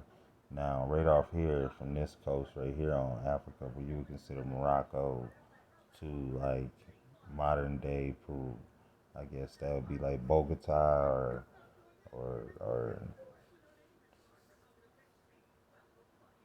what would that be? That might be. I think Peru's on the other side. I don't know where that would be at right now, but going to North America would be the shittiest trip because that's where the most volatile water is at. Then to North America would probably be last on your choice if you're not leaving out of Northern Europe. So your Norse and them had the shortest trip. They could island hop all the way there. The Chinese, it was an easy trip because you could leave out of northern China and get there in no time. But you had to bear some cold, you know what I'm saying? So if you weren't built for the cold, you can't do it. So, let's keep it moving. Australia. Well, nobody fucking with Australia.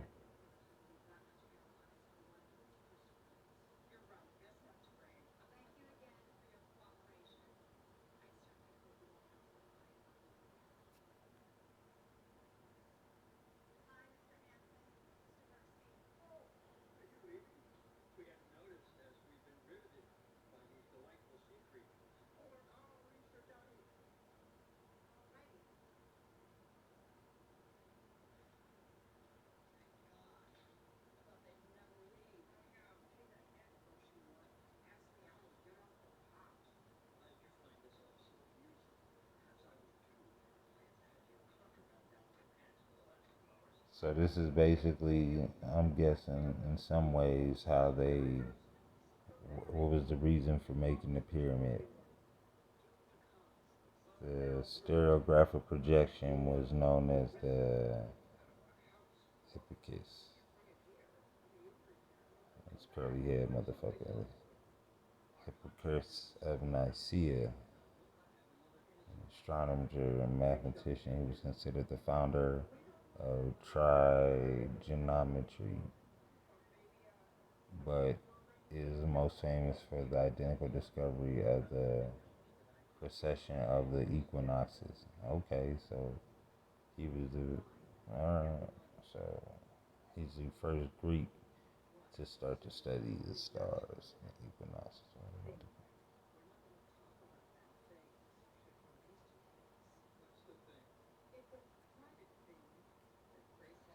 Now,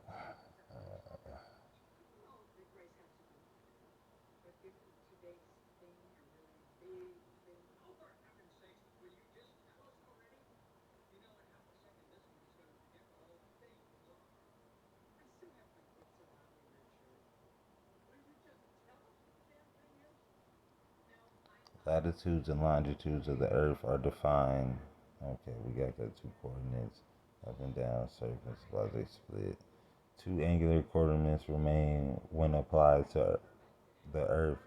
They are called latitude and the longitude. Its rotation provides the symmetric axis to the North Pole is defined as the point where the theoretical axis of rotation meets the surface of the sphere, and the rotation is counterclockwise, like we've seen with that little picture. The Earth spins not in a perfect circle, but it spins to the left and then rotates to the right. So it'll rotate once to the left and then it'll spin in another circle to the right. I would have never thought of no shit like that, but okay. Rotation is counterclockwise when looking at the North Pole from above. The opposite point of the South Pole, the equator, is defined as a gray circle halfway between the two poles. The latitudes are circle parallels to the equator, and they are counted from 0 at the equator to 390 at the poles. The longitudes are gray circles connecting the two poles of the Earth. For a given position on the Earth, the longitude are going through the zenith. The point directly above is called the meridian. This is the line that the sun apparently crossed at local noon. The origin of the coordinates is the prime meridian and passes. Yeah, Greenwich, we get that. But if we project a terrestrial coordinate system on the latitudes and longitudes on the sky, we get celestial equators coordinate systems. The Earth's equator become celestial equators, and the geographic poles are extrapolated to build the celestial poles. If we were to take a photograph with a long exposure of the northern sky, we will see that the trails of the stars, that they all revolve about the common point of the northern celestial point. So the North Star is fixed, and everything else spins around the North Pole. As you see, the stars are spinning,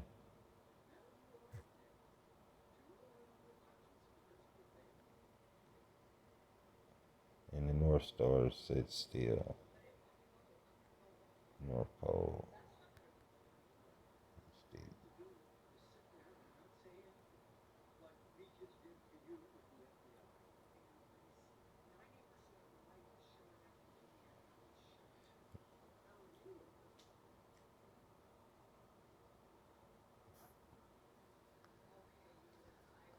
What's going on, bro? Soon the navigators realized that the celestial objects, especially stars, can be used to keep the course of a ship. Such skills have been mentioned in the earliest literatures of Homer's Odyssey, which is believed to date back to the 8th century BCE. The original sources are thought to originate from the Bronze Age, in which the Minoans of Crete is, we got to get back into the Mediterranean, the Algonquin conquest of the Mediterranean. Because, they get into the Minoans and the Crete people and how they just popped up over there out of nowhere with this new science. But let's keep going. Since many of the sacred buildings, which align with the cardinal directions and astronomical phenomena like the rising sun and the equinoxes, is it reasonable to believe they used the knowledge from navigation too? The Minoans sailed to the islands of Thera in Egypt, which would have taken them several days on the open water. So they already was making trips over there from, what they said the Eagle Land in America was one and the same. Egypt was one and the same. The Greek poets Artros and Solos, the position of the constellations and their order and the rising and the setting. This is vital information for any navigator to maintain a given course. He would simply have pointed his ship at the bearing and be able to keep it with the help of a stellar constellation, they appear towards the heading. The azimuth of a given star was rising or setting, remaining constant through the year, except the slow variations over 26,000 years caused by precession of the Earth's axis. Interestingly, Arctos' position did not fix the late Bronze and early Iron Age, but suited the era of Minoan reign. Some 2,000 years earlier, around 1200 BCE, the Phoenicians became the dominant civilization in the Mediterranean. They built colonies along the southern and western coasts of the Mediterranean and beyond. Among them was the colony of the Gades, or now Cadiz. The colony of Cadiz, Gades. So, the history of Spain.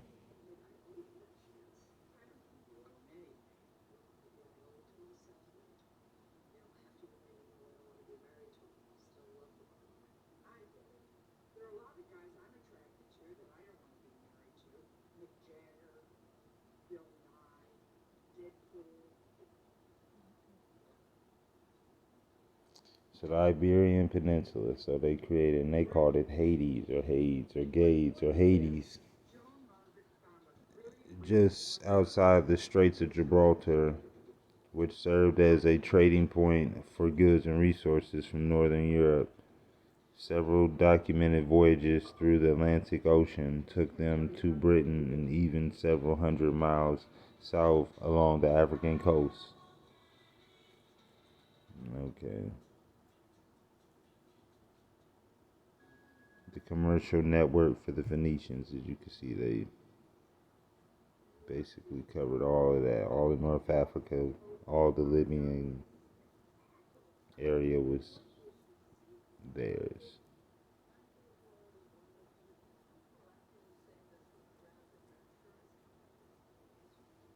I'm going to come back to this.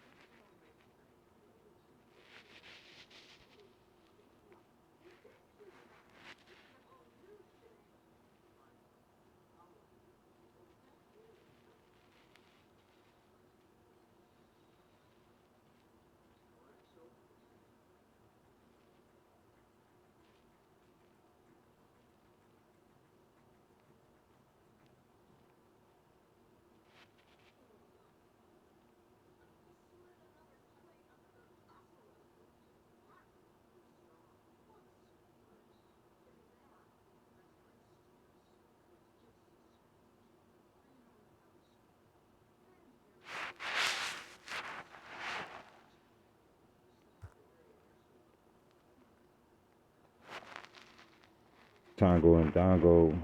It's called the Great Water. The enduring mysteries that the historian anthropologists have uncovered in the study of African culture is the reference by several indigenous African tribes to the Great Water. Some African tribesmen insist that their ancestors came from the Great Water. The Great Water was the expression that the South Americans used to describe the ocean between South America and Africa, and the tuba was at the edge of the Great Water. For more than 6,000 years, the South Americans referred to the ocean between South America and the African continent as the Great Water. When the Incas destroyed the Moche Empire, the 15th century, most of the Moche tribesmen fled to Western Africa and Southern Africa. The descendants of these Moche settlers insist that their ancestors came from the Great Water.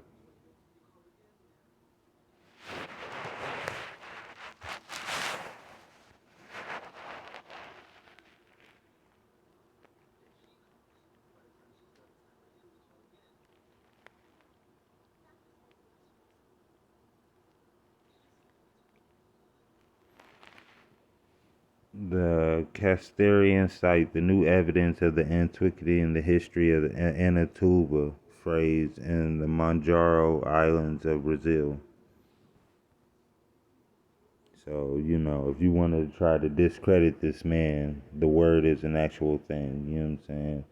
The geographical distribution of the Anatoba phrase has been extended to the eastern coast of Majaro by the discovery of the Casteria on the right banks of the middle Rio Camara. Two stratigraphic cuts were uh, excavated, and the pottery obtained was classified into the types established by Midgers and Evans in 1957.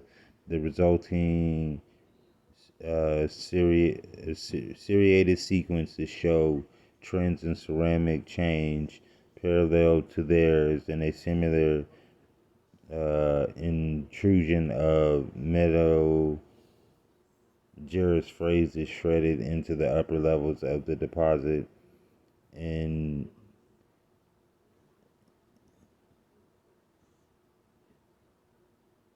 integration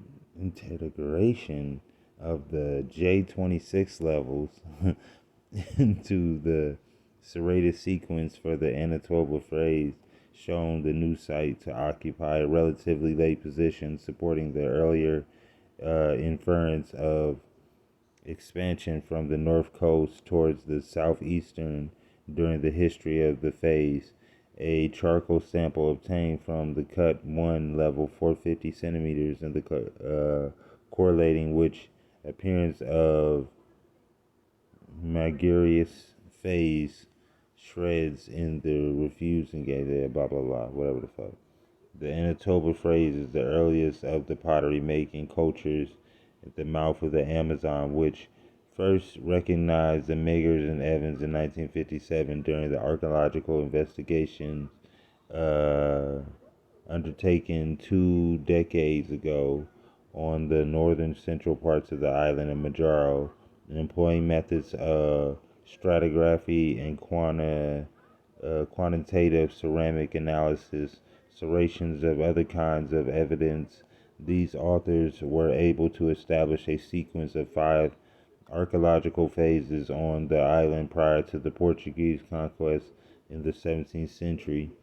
On the basis of the evidence then available, suggests a temporal and spatial dimensions for the various phases of the Anatoba phase of the postulated to have taken and been introduced around AD 700 onto the north coast of Majaro, from which it spread over the approximately triangle area south eastward to Lago Auraria. It came to an end with domination and assimilation by the Maguires phase people. The second group arrived in the island. I told you the motherfuckers chasing all over the map, trying to conquer a motherfucker. Now you got these same people claiming the land that they conquered. Like, oh, we're the indigenous, but you don't match the bones of the people that used to be there and that were kicked off. No future was undertaken until 1962 in spite of the size of the incredibly of the island, of the fact that the large portions remain archaeologically unknown, and the author Napoleon Figueiredo secured a corporation of the owners of the land between the Rios Galparpi and the Caramaro, southwest of Lago Arari. Get much what you see that they basically said that they were conquered and chased off, but definitely the Anatuba coast.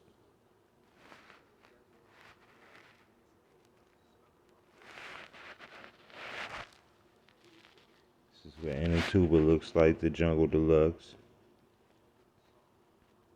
Get down there, beautiful fruit, it's paradise.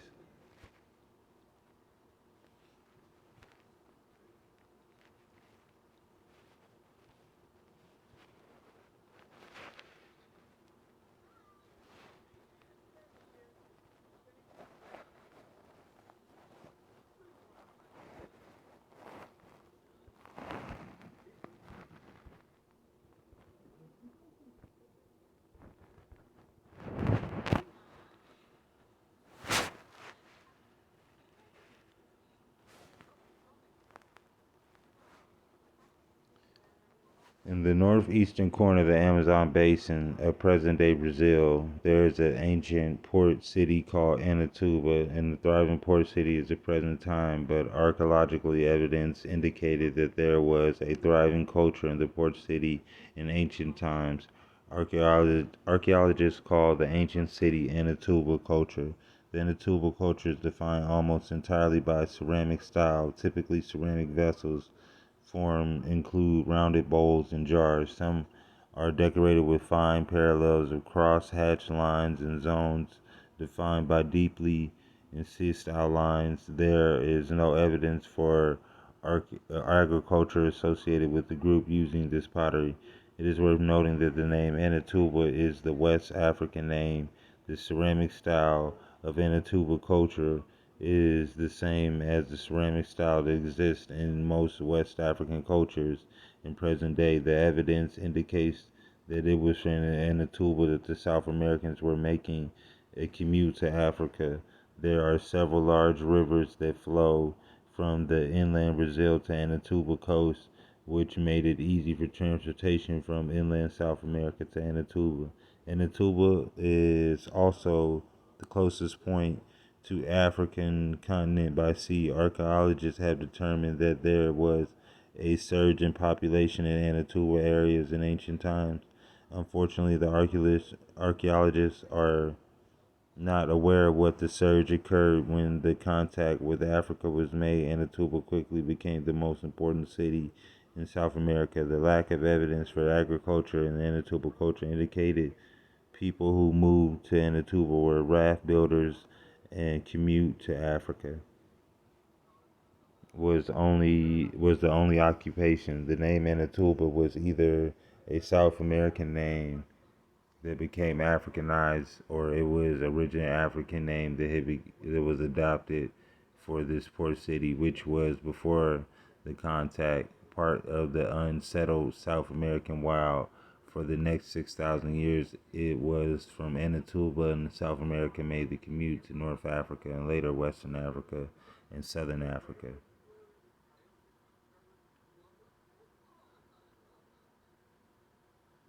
Aman for or Bafor, the language of the Khufu group spoke at the time that the South Americans arrived.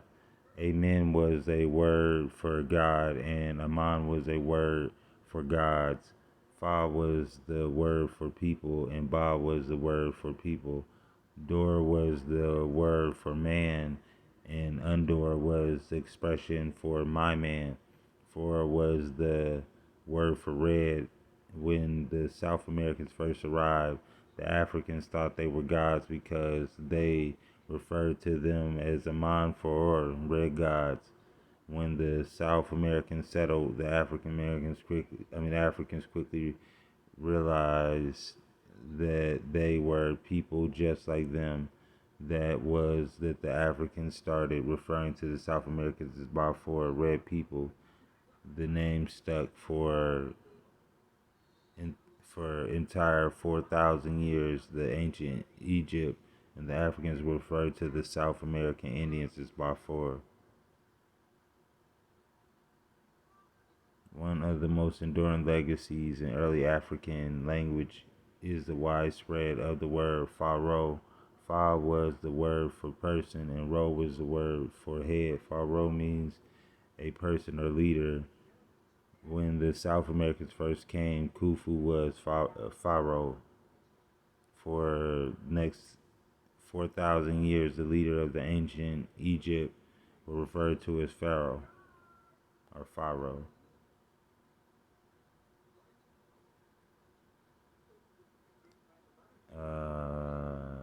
Camatin. When the South Americans first came to Africa, the formal naming of the land did not exist. Either the African culture or South American culture in the language of the South American Cam was the word for black, and the tin was the word for land. The South Americans referred to the land of Africa as Cam Atin, black land. The name stuck for the next 6,000 years. The land of Africans was referred to Cam Atin, and calling the ancient Egypt today actually referred to as Kemetin by the South American Indians. Clothing base, as we know it today, was invented by the South American Indians. The invention of clothing is the greatest invention in all human history. It is also the most important invention. Unfortunately, modern historians have consisted refraining from making this important historical milestone known to the greater public. By the time that the South Americans came to Africa, they had already invented the use of cotton-based clothing for several centuries, because civilization was based on agriculture, and invention of something to cover your body came out of agriculture. Before the invention of cotton-based clothing, they wore animal skins and woven grass skirts, and grass clothing was woven from very thin and strong dry grass. The thinner the grass, the more comfortable the clothing. The clothing woven out of grass took a long time to make and did not last very long. They quickly realized that they needed a thin grass that could last a long time, and the cotton existed only in South America, and it was just another weed. It is not certain how the idea of turning cotton into strong weaving grass thread got started. However, the invention is which cotton was turned into thread became the most ingenious invention in human history. Which thread was invented, it was woven into clothing using the same techniques that were used to weave grass clothing. The next clothing was found to be very comfortable and could last forever. The turning of cotton into threads became major cultural activity in South America. Threads became the invention of cotton-based clothing revolutionized not only the history of culture of the South American Indians, but also the history and culture of all of humanity. The loom was invented by South American Indians. The invention of the loom quickly followed the invention of thread. Second only to the pyramid technology, the loom is the greatest manifestation of ingenuity of the ancient South American Indians. After thread was invented, the South Americans quickly realized that the weaving clothing from thread was tedious and time-consuming and impossible to produce large quantities of cotton-based clothing. The loom was result in a tenacious search for a way to weave threads into clothing with which was quick and easy following the technology that used the pyramid building.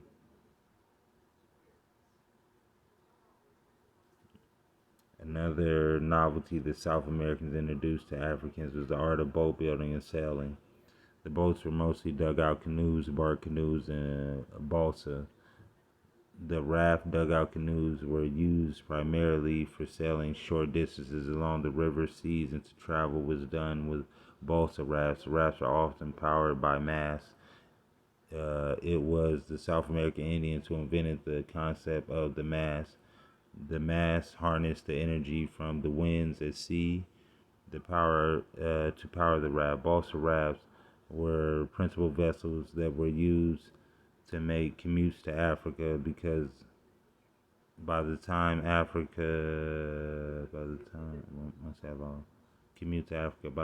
South Americans came to Africa, they had been sailing along rivers and man-made boats for several centuries. The first trip to Africa was probably the first time they had crossed the ocean by raft. They showed the Africans how to take large tree trunks, transform them into canoes, and they also showed the Africans how to make oars out of tree limbs. Finally, they showed Africans how to sail up and down rivers. There was an abundance of boat-making materials on the land of the Africans. Boat building became the first major activity besides hunting and gathering for the Africans, and the wheel. But we will get back to those. I'm going for days. 8. Had settled in Abyssinia and southern Arabia, while Asians began settling Madagascar sand, unfortunately, of war and cruelty. Central America, like Asia, apparently had just world living here at one time or another. TVE read the James Churchward books on Mew. T. On the traditional academic level are the books edited by Ivan van Sertima of Rutgers. Y. His books, African Presence in Early America 150 and African Presence in Early Asia, ND photos that show without a doubt that Negroes have lived, literally, all over the world, Americas. About that. While Van Sertima does not bring in such unorthodox theories as a lost, he is clearly of the belief. Shmen and Hottentots are the remnants of these people. The world is one long history. Clear S. To Demonstra. Southern Mexico. Lost golden books of the Mayas. System were our terrestrial beings. Includes Lost Sea. Lost cities in. Aches the reader. Ime exploring a.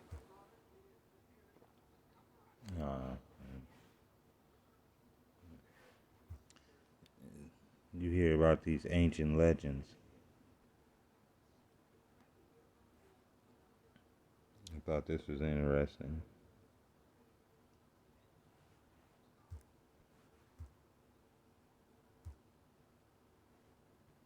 (1216) Hades, and being welcomed like a brother by Persephone, brought Theseus and Pirithous back to the upper world after freeing them from their bonds.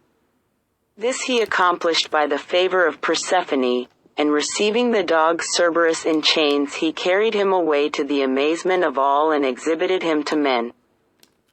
The last labor which Heracles undertook was the bringing back of the golden apples of the Hesperides, and so he again sailed to Libya. With regard to these apples there is disagreement among the writers of myths, and some say that there were golden apples in certain gardens of the Hesperides in Libya, where they were guarded without ceasing by a most formidable dragon, whereas others assert that the Hesperides possessed flocks of sheep which excelled in beauty and were therefore called for their beauty, as the poets might do, golden apples. Just as Aphrodite is called golden because of her loveliness. There are some, however, who say that it was because the sheep had a peculiar color like gold that they got this designation, and that dragon, was the name of the shepherd of the sheep, a man who excelled in strength of body and courage, who guarded the sheep and slew any who might dare try to carry them off. But with regard to such matters it will be every man's privilege to form such opinions as accord with his own belief. These words come straight from Mexican elders. I had to translate all of these books. It took me a hell of a long time. But just listen to what he had to say, rather than, because a lot of people say, oh, you this, you that, so you don't have a right to speak on it. Well, we went and found somebody that they, would say has the right to. Qualification similar to the one used for the Totonac of Zana-Cuautlan. Their size and understanding is fragile and of low inclination, but they had been conquered since 1215 and already spoke the Mexica language. For 1581, the relation recorded a curious fact of physical anthropology. Those from Zuzumba said that their settler brought with him a savage Indian with a lot of hair on his body and arms and legs, and he killed him here so that there would be memory. The foundation was established in the year 1219, when the Chichimeca domain, the Totonac of Chiconquiaco, in their codex, painted the Chichimeca Nanoelca very hairily. And Paul Kirchhoff identified them as such. Perhaps Totonacas with greater hairiness in the body, they were Mestizaje with Chichimeca Nanoelca, or simply with the Nanoelca. The Relación de Huitlalpan, 1581, left an illustration of the Totonac according to the Spaniards. Those who are common and plebeian are coarse and very ignorant Indians, and those who govern them are of good understanding, and in the inclinations all are of a luckily, they are of little spirits and one and the other very mobile, in everything they are friends of just eating and drinking and lounging. And they are of the Totonac language, different from Mexicans, although the mayorales and principals all know the Mexican language, that is, Before the arrival of the Spaniards, the Totonac were divided into classes, but faced the problem of foreign domination. With the arrival of the Spaniards, they represented foreign domination, and the various strata of native society passed into the condition of a subjugated class, causing imbalances and distorted images. Of those from Matlatlan, the scribe said, "They are very stupid Indians, inclined to just eat and sleep, and hopefully, because faced with exploitation without pay, the indigenous managed to defend themselves with laziness and foolishness." In the case of Papantla, the report noted a different type of criterion. They are all rude Indians and harsh in their judgment. They are very hard-working Indians who live by the work of their hands, because they plant and fish in the rivers, from which they sustain themselves, to think if their work gave them economic independence and this kept them from submission. The Masantla report imposes a lot of parsimony, because it is a Totonaca population that was close to an Olmec enclave in the Otomi runoff, headed by Mazada Kutli. In addition, by 1579, they had lived in hot land for a short time, since the previous town was in cold high-altitude terrain. For this reason, even malaria seems to alter the vision of the physical man. They are people of very little understanding. They do not want more to eat and drink. They sow what is enough for them until another harvest of corn. They run away from work.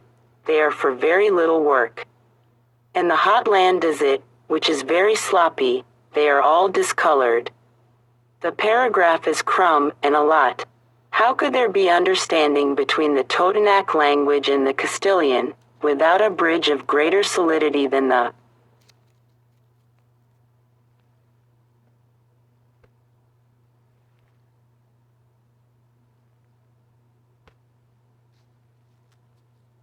A asterisk F 109 K plus Olmec Google Lens Spanish English Physical and psychic of the Totonac against the Spaniards at the time of the first contact. Bernardino de Sahagun, almost at the beginning of the second part of the 16th century, had a description of the bordering Totonacas with the Huaxteca, where inter-indigenous mestizaje abounded. They were defined to him as follows: they have long faces and flat heads. All of them, men and women, are white, with good, well-disposed faces and good features. The news contained in the Relations of 1580 referred more to the conduct of the indigenous than to their physical characteristics. Thus, for the highly transculturated Totonac of Zalapin, they noted, "All the Indians have no more understanding than 8-year-old Spanish children. All without exception are inclined to wine and do not know how to drink it moderately until they drop. They stop drinking that of Castile. But since it is expensive, they drink it a few times and with great solemnity, because they say it makes their hearts happy."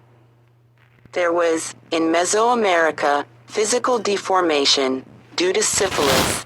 In the Teotihuacana Leyenda de los Soles, a bubacito was thrown into the bonfire to become the sun. And in the Borgia Codex, from Tizitlan, Tlaxcala, the god Maquilxochitl himself shows that deformation due to the pale treponema.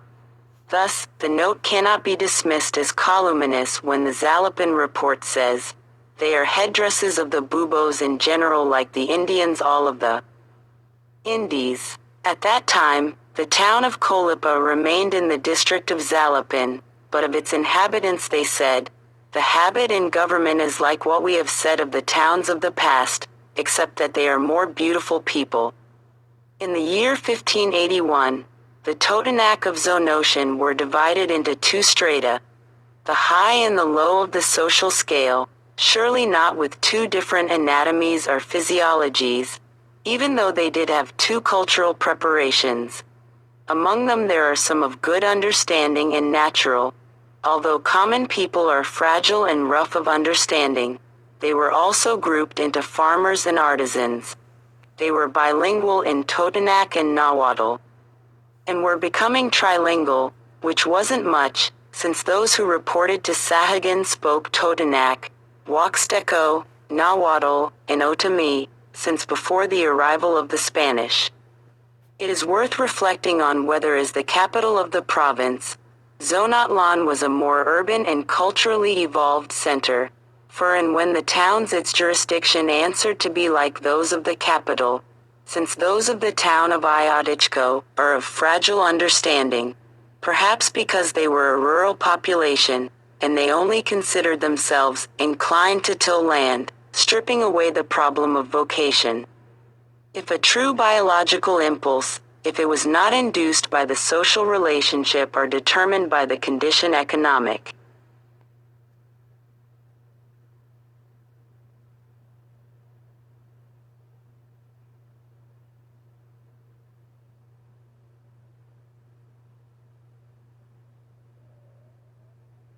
F. Left pointing arrow Olmec. X. 401 to 14. 2 of. Google Lens. 131. Spanish. English. 16. 61.0 for women, in the Totonac. The Tepehuas 61.7 and 59.0 respectively.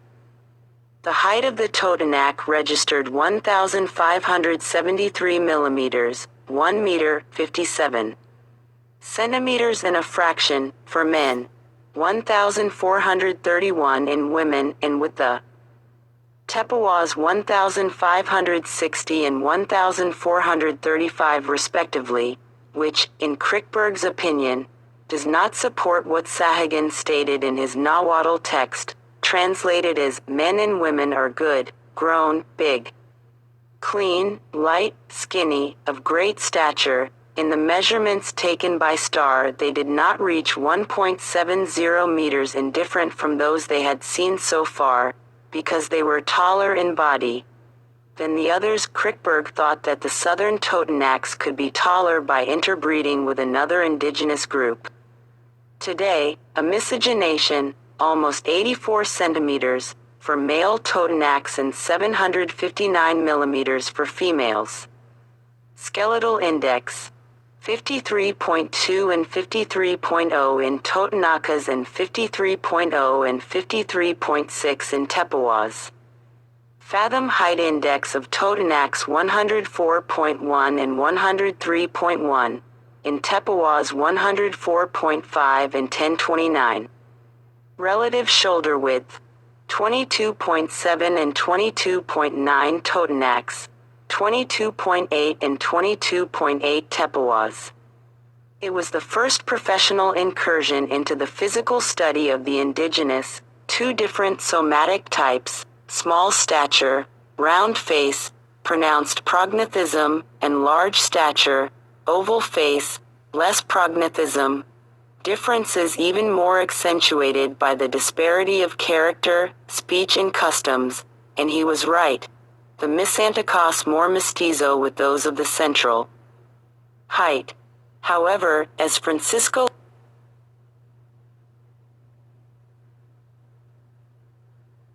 or Mel, or Mandingo, a people occupying what has been called the buckle of the Niger, have a beautiful and complex creation myth that includes the appearance of maize and its eastward migration with them down the Niger to Lake Debo. The occurrence of the myth in groups now widely scattered in the Sudan suggests great antiquity, and where migrations can be dated a time long before the discovery of America is implied. This implication casts doubt on the traditional view that maize was introduced into Africa by the Portuguese after they had obtained it from the New World. This paper is a review of the evidence for the presence of maize in West Africa before the time of Columbus. It begins with a discussion of the Mande myth and of the various tribal traditions that support its view as to the antiquity of maize in the region. Next, it presents as supporting evidence the various names for maize among West African peoples other than the Mande and some inferences from botany of considerable antiquity for the West African form of maize. It goes on to examine the evidence from Portuguese sources for the introduction of maize into Portugal from Africa. Then it re-examines the argument that maize must have come with the Portuguese because the word for maize in certain tribes is also applied to Europeans and/or resembles the word Portugal in sound, pointing out that such words were in fact being applied to white men from the East long before the arrival of the Portuguese. Hear the caravan.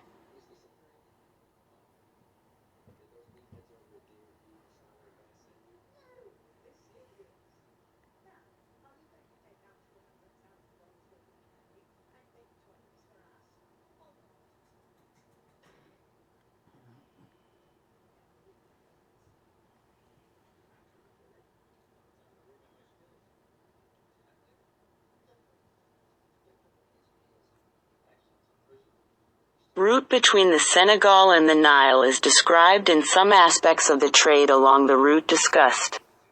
Finally, a possible source for the pre-Columbian maize of West Africa is suggested.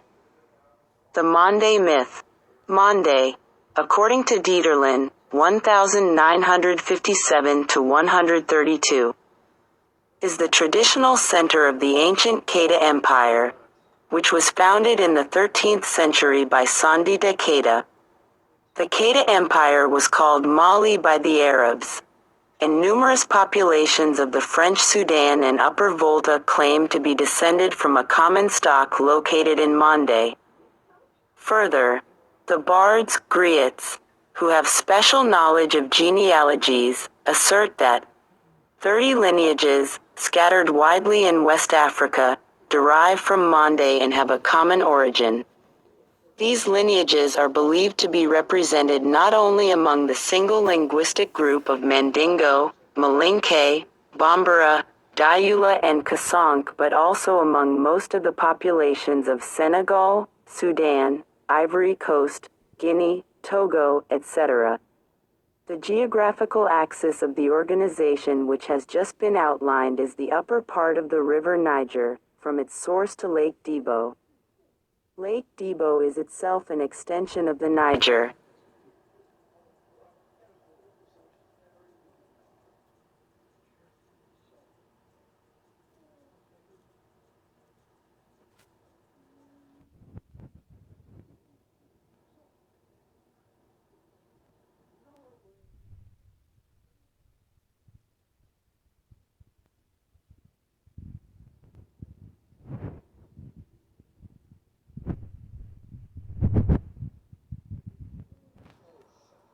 Okay, it says in tradition, the century of the ancient Keita Empire, which is the founding of the 13th century of the Sandita Keita. The Keita Empire was called the Maliba. Okay, we got that. The bards or the griots, which are your storytellers, uh, gather around the fireplace, real American shit. You know what I'm saying? As you see the culture of the people who went over there and the ones that they say came from across the great water and brought their culture with them. Okay, we got the the Mandingo, Senegal, Timbuktu, which the Mande eventually became connected and noticed by Ogilvy. Speaking the Mandinka kingdom, he wrote, the Arabian and other merchants drive a great trade here in the gold, which they say the country abound with, besides other commodities which the Tambut, the chief of the city, admitted freely to barter for. The Mande have a creation myth, which is still celebrated every 7 years, which the ritual of which the recital of the myth in part in which the arrival of maize plays a prominent part in the The myth describes the creation of two kinds of maize: the Kaba, the Sagaba, the Yuli, the red maize, which came first, the Kaba or the Satabe.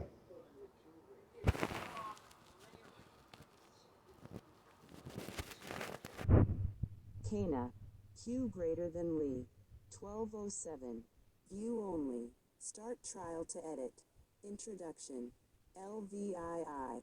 We examine the drawing still more closely and notice the 4 lines drawn in the lower part as if to shade it.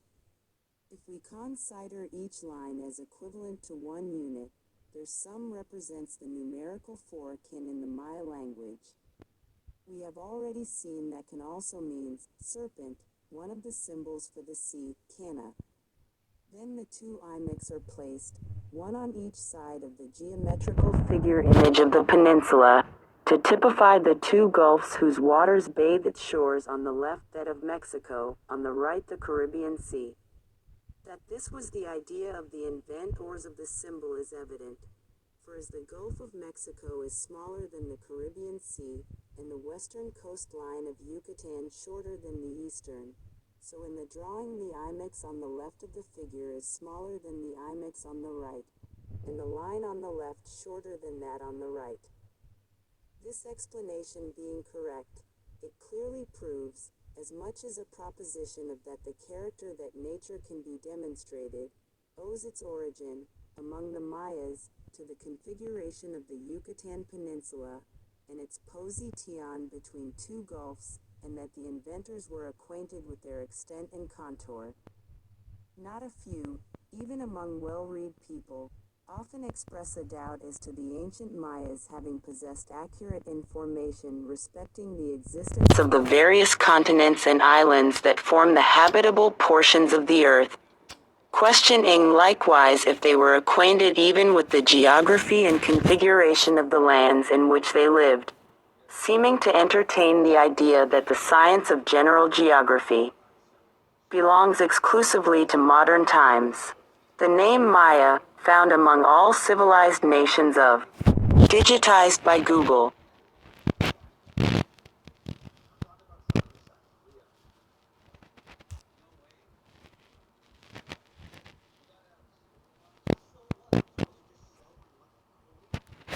Antiquity in Asia, Africa, Europe, as well as in America, always with the same meaning, should be sufficient to prove that in very remote ages the Mayas had intimate relations with the inhabitants of the lands situated on those continents, were therefore great travelers, and must, perforce, have been acquainted with the general geography of the planet. We must not lose sight of the fact that we know but very little indeed of the ancient American civilizations. The annals of the learned men of Mayak having been either hidden or destroyed, it is impossible for us to judge of the scope of their scientific attainments. That they were expert architects, the monuments built by them, that have resisted for ages the disintegrating action of the elements and that of vegetation, bear ample testimony. The analysis of the gnomon discovered by the writer in the ruins of the ancient city of Mayapan, in 1880, proves conclusively that they had made advance in the science of astronomy. They knew, as well as we do, how to calculate the latitudes and longitudes, the epochs of the solstices and of the equinoxes, the division of time into solar years of 365 days and 6 hours, that of the year into 12 months of 30 days, to which they added 5 supplementary days that were left without name and regarded as inauspicious. During these, as on the 3rd day of the epoch among the Egyptians, all business was suspended. They did not even go out of their houses, lest some misfortune should befall them. All those calculations required, of course, a thorough knowledge of algebra, geometry, trigonometry, and the other branches of mathematics. That they were no mean draftsmen and sculptors, the fresco paintings, the inscriptions and bas-reliefs carved on marble, that are still extant, bear unimpeachable testimony.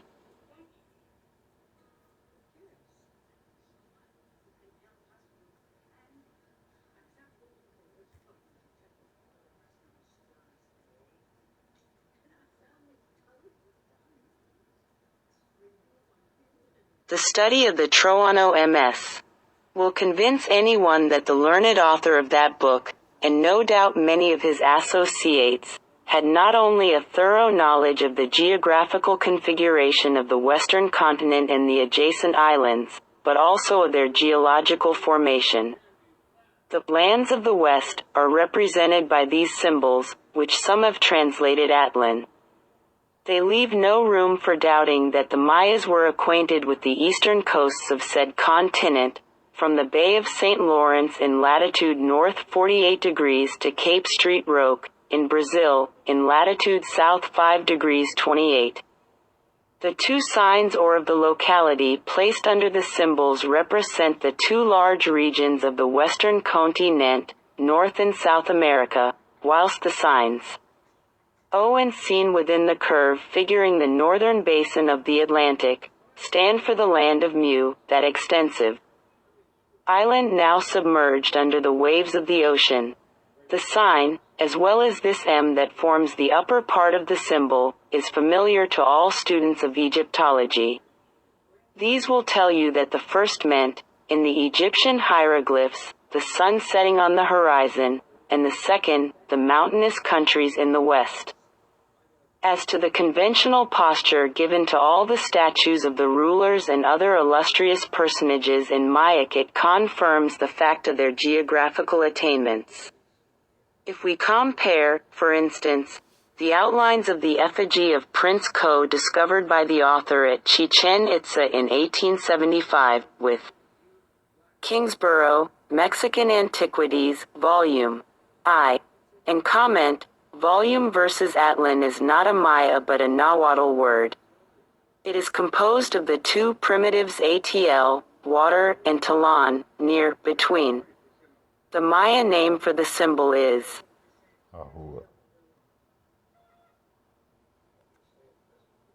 Lated Zidon the Great.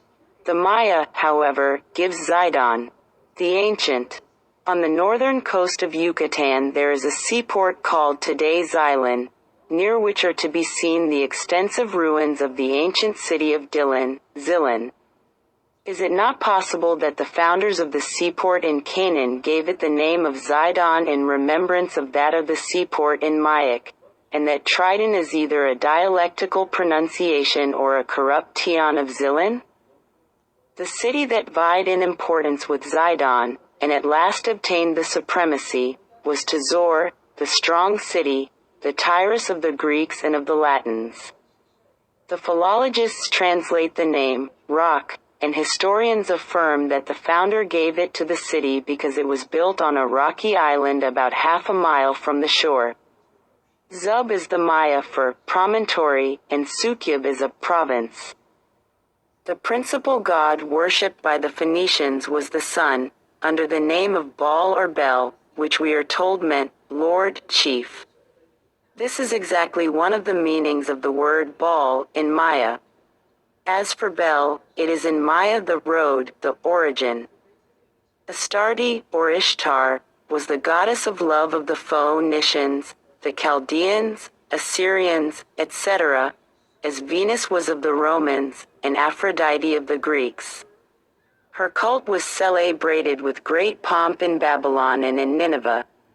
Her name in Maya would be Ixtal or Ixtak, a word composed of two Maya primitives, the feminine pronoun ix, she, and the verb tal or tak, to feel the desire to do something core. Rabba would read in Maya label, the meaning of which is to become old, to age. Joshua, chap, XIX, verse 29. Jeremiah, chap, XXV, verse 20. Who, like the Jews discovered by Montesineo in the neighborhood of Carthagena, might have fortified themselves in the mountains, and so have hoped to escape servitude either to the Indians or the Spaniards. It would be surprising, if it were fair to presume from the silence of Spanish historians either want of information on their part or of research and curiosity on the part of others, instead of ascribing their reserve to other causes, to find that scarcely any mention is made in their writings of a bearded nation, and a blacks discovered amongst the Indians, although a black skin and a bearded visage afford the surest argument of a mixture of foreign blood with that of the smooth and copper-colored Indian race. From a painting which occurs in the 87th page of the Codex Vaticanus, it would appear that the Capotecas were a bearded people, as well as the Mixes.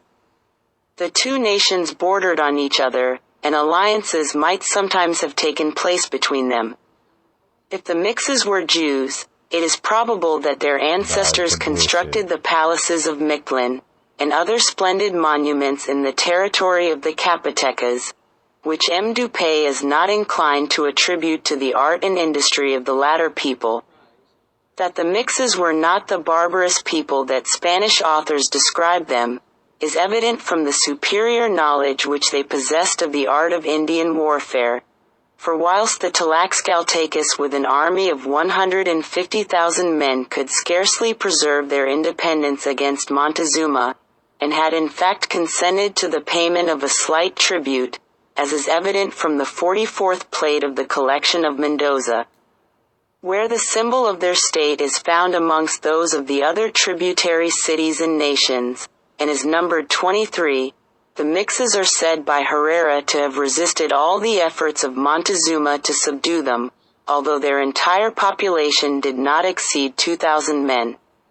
Another proof of their possessing a certain Peter Martyr says, in the first chapter of his third decade, there is a region not past 2 days' journey distant from Quoriqua, in which they found only black Moors, and those exceeding fierce and cruel. They suppose that in time past certain black Moors sailed thither.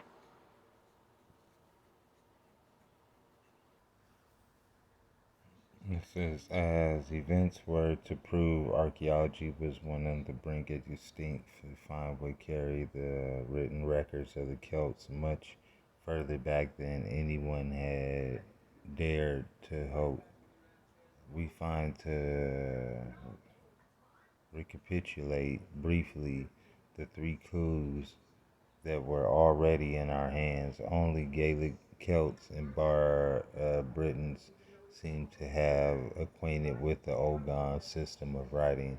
The Gauls of France and the pre-Celts of ancient Britain employed Greek and Latin letters, and their coins attest. Gaelic tradition attests that their ancestors came to Britain from some earlier homeland in the Iberian Peninsula. The older Gaelic name of Ireland is Iberia, and the word that resembles Iberia.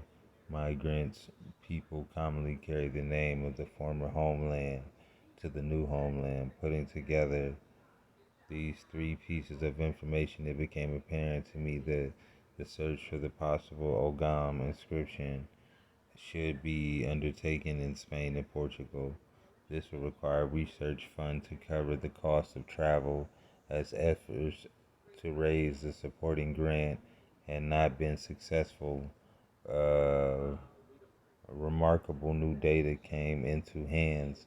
Some years earlier, I had made an acquaintance with the Norwegian doctor Juan Olaf Willemus, at this time a graduate student of the environmental engineering at the Massachusetts Institute of Technology, MIT. They could have just said, as Norwegians and Danes can understand each other's speech, and I had to speak Danish, and I had occasionally chatted in these tongues. He recalled this, as well as interest in the language, and a few years later he met another young Norwegian linguist, remarked Eric Reinhardt, also studying Cambridge and Harvard University. Eric had spent 2 years traveling in South America, which had acquired the knowledge of the Guanari and the Cohica tongues, in addition to about 10 European languages that he had studied before coming to America. Jan now introduced Eric to me, back some pictures of rock inscriptions in an unknown script found in caves near upper reaches of Paraguay River. I recognized the inscriptions as Iberian and read that they recorded a visit to Paraguay by the ancient mariners from Cadiz. The writing style suggested a date around 500 to 300 BC, which was even more surprising that some of the inscriptions were written in what I recognize as a new kind of Ogam, a variety that employed only consonants and vowels, being omitted the habit of writing with only constants and characteristics of a Semitic people. And in the millennium before Christ, it was especially characteristic of the Phoenicians, and the Phoenicians are known to have had colony in southern Spain. Indeed, they are the founders of Cadiz and the cities whose names I read in one of the inscriptions, the carriers their Semitic tongue to Spain, which was acquired by many of the native Spanish people who wrote a variant of Phoenician script and epigraphers called Iberian. The most curious thing about the inscriptions in Ogam is the language contained in Ogam writing, and not in Celtic dialect, but instead a form of Phoenician. In other words, Iberian sailors who had cut the inscriptions out of the cave wall near the navigable waters of Paraguay River and employed two different alphabets, one Ogam and the other Iberian, thought the language they had in both cases was a dialect of the Phoenician tongue. Eric and I wrote the joint report and find that was published by the Epigraph Society and arose interest in Spain. One of the consequences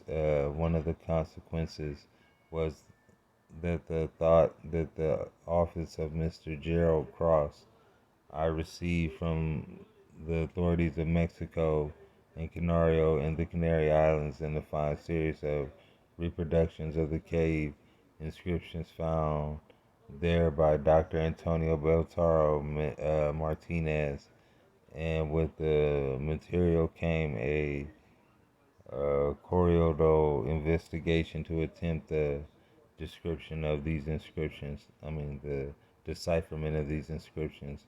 I will discuss them in the later chapters, but mention them here in order to observe that some of them are in the Libyan language but written in Ogam letters, constants only, no vowels. It was very clear that we now on the way towards finding some new evidence that could throw light on whether the Spanish or the Libyan Ogam writers have obtained the knowledge of what had always considered to be the Gaelic alphabet. It now seemed to be very likely that somewhere in the Iberian Peninsula there must have lived during the first millennium BC some Celts who were related to the Gaels, who later settled in Britain and Ireland. James Whitehall, whose personal knowledge of the Iberian Bronze Age archaeological is founded on a wide-ranging travel of buttressed by the vast collection of color slides of Iberian sites and artifacts, as well as associated libraries of Spanish and Portuguese scientific publications in the field, now became deeply interested in the results. He had already, some years earlier, expressed the opinion that many of the supposed root sellers of the New England and the work not only colonial farmers but some Bronze Age peoples from the Mediterranean had given further precision to his opinion in 1969 by drawing an explicit parallel between the megalithic buildings of Portugal and the similar stone structures in New England. Jim now provided me with numerous documents, books, and color slides from his collection, and it was our shared hope that somewhere in the mass of the material we might find the evidence of the question of the Ogham writing, and ever used the Spain and Portugal, and it was used. What were the languages employed by the Ogham alphabet? It was a fortunate chance indeed, and brought Jim and me together at a time, for it soon became clear that the collections contained by raw data and I needed to complete the epigraph inquiries, and at the same time, what is needed to complete the epigraph. I know I found the collection gave him the information needed in order to zero in on the precise parts of the Iberian Peninsula where he might expect to find the archaeological materials directly related to the New England site. Before long, I was able to identify several localities in Portugal where, as I could see from the inscriptions visible in the pictures Jim had obtained, there are to be found Ogham writing, the chief of there being located on the near of the Douro River, draining near Portugal. Here, to my great satisfaction, I found a bilingual and trilingual quiff and a rock painting engraving in which the language is Celtic. More important still, the script employed a variety of Ogham ciphers called Ardoc Fin. So you got the Ardoc white writing with your fingals,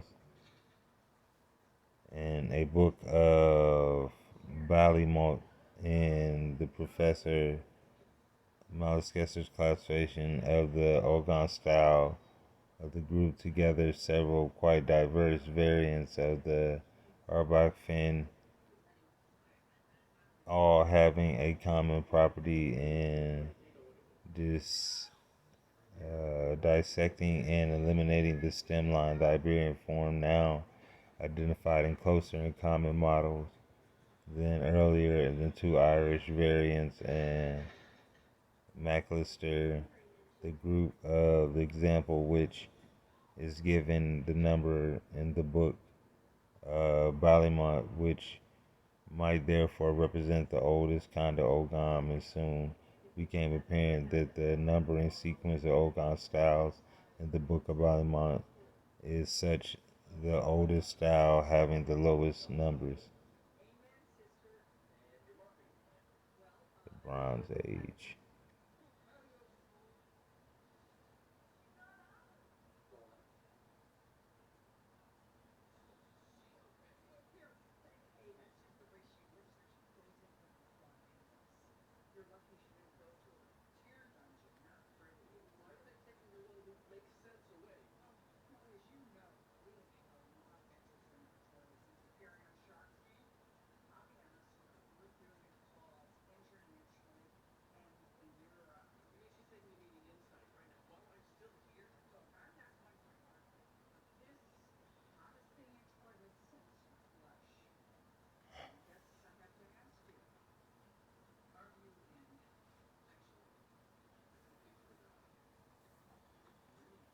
The sun worship in Europe are coming of Christianity, the old pagan symbol which adapted and served as the accepted function within the approved canons of the church for the monks, is unable to the death of the people from their mystic worship of Rotula, left the so-called Celtic cross, exemplified by the ancient cross of Iona rite of the old boss tombstone of the French Pyrenees, in which the cross formed from the five Samuel and the Christian missionaries did not reach the New England Celts, and the Penguin inscription of Ogham and the Punic letters reminded to insist that the original form, Iona cross,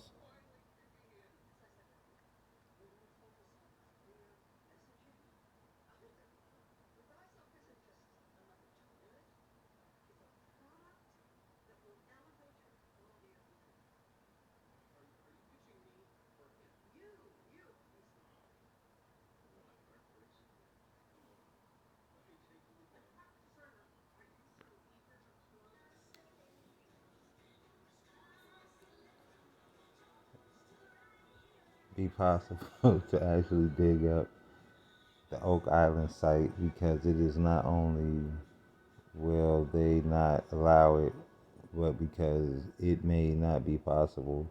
They have gone great lengths to confuse us about America's Stonehenge and the Viking settlement in Newfoundland. And as well, I will mention again Oak Island by constantly telling us that those settlements were constructed by white people who also have to deal with the most recent ancient civilized ruins discovered in Nova Scotia. Those whites are claiming was built by Chinese in 1420. There were, they are wrong, of course.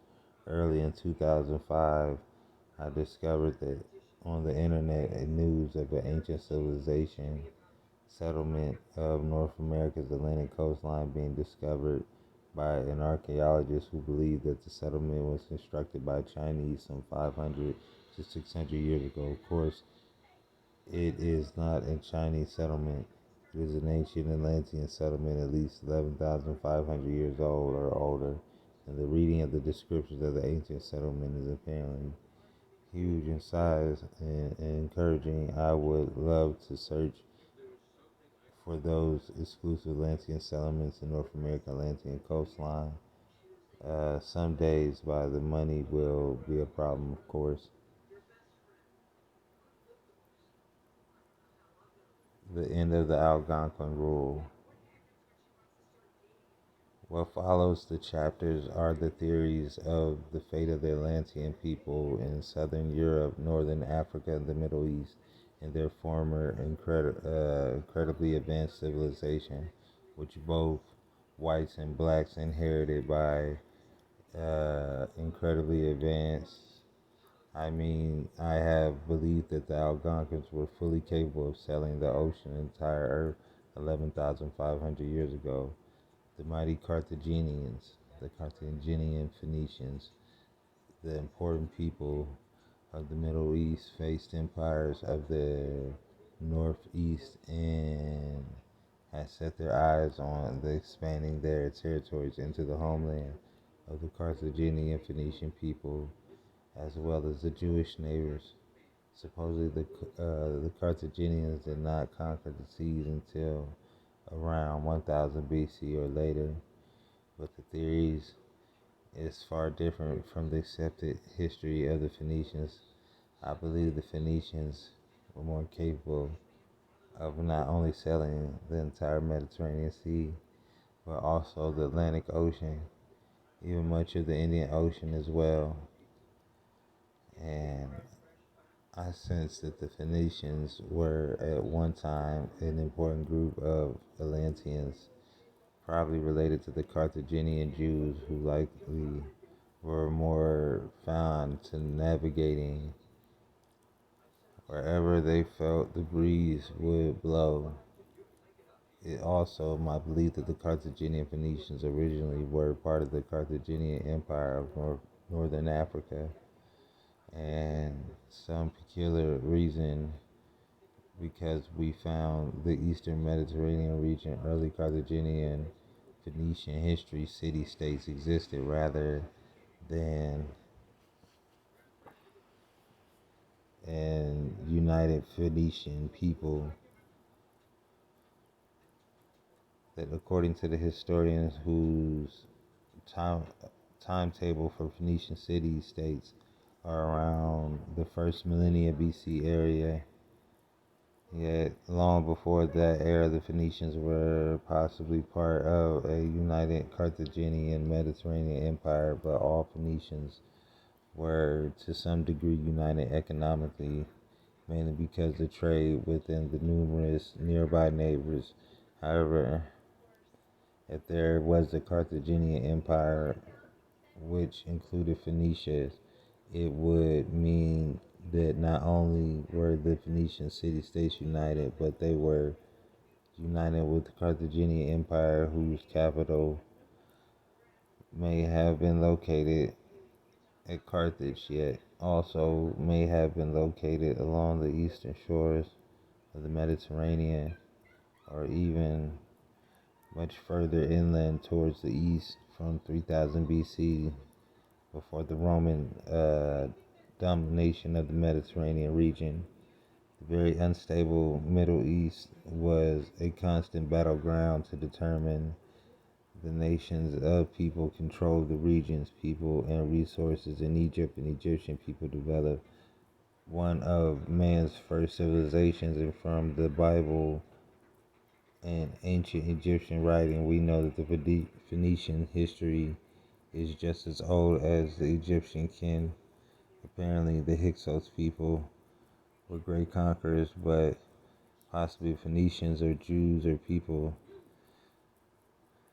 so well known now, apparently, that the Hyksos invaders from the eastern shores of the Mediterranean Sea down to Egypt conquered all the civilized people in the region and humiliated the Egyptians, and could not tolerate the rule of the nomadic Hyksos within the decades of the foreign.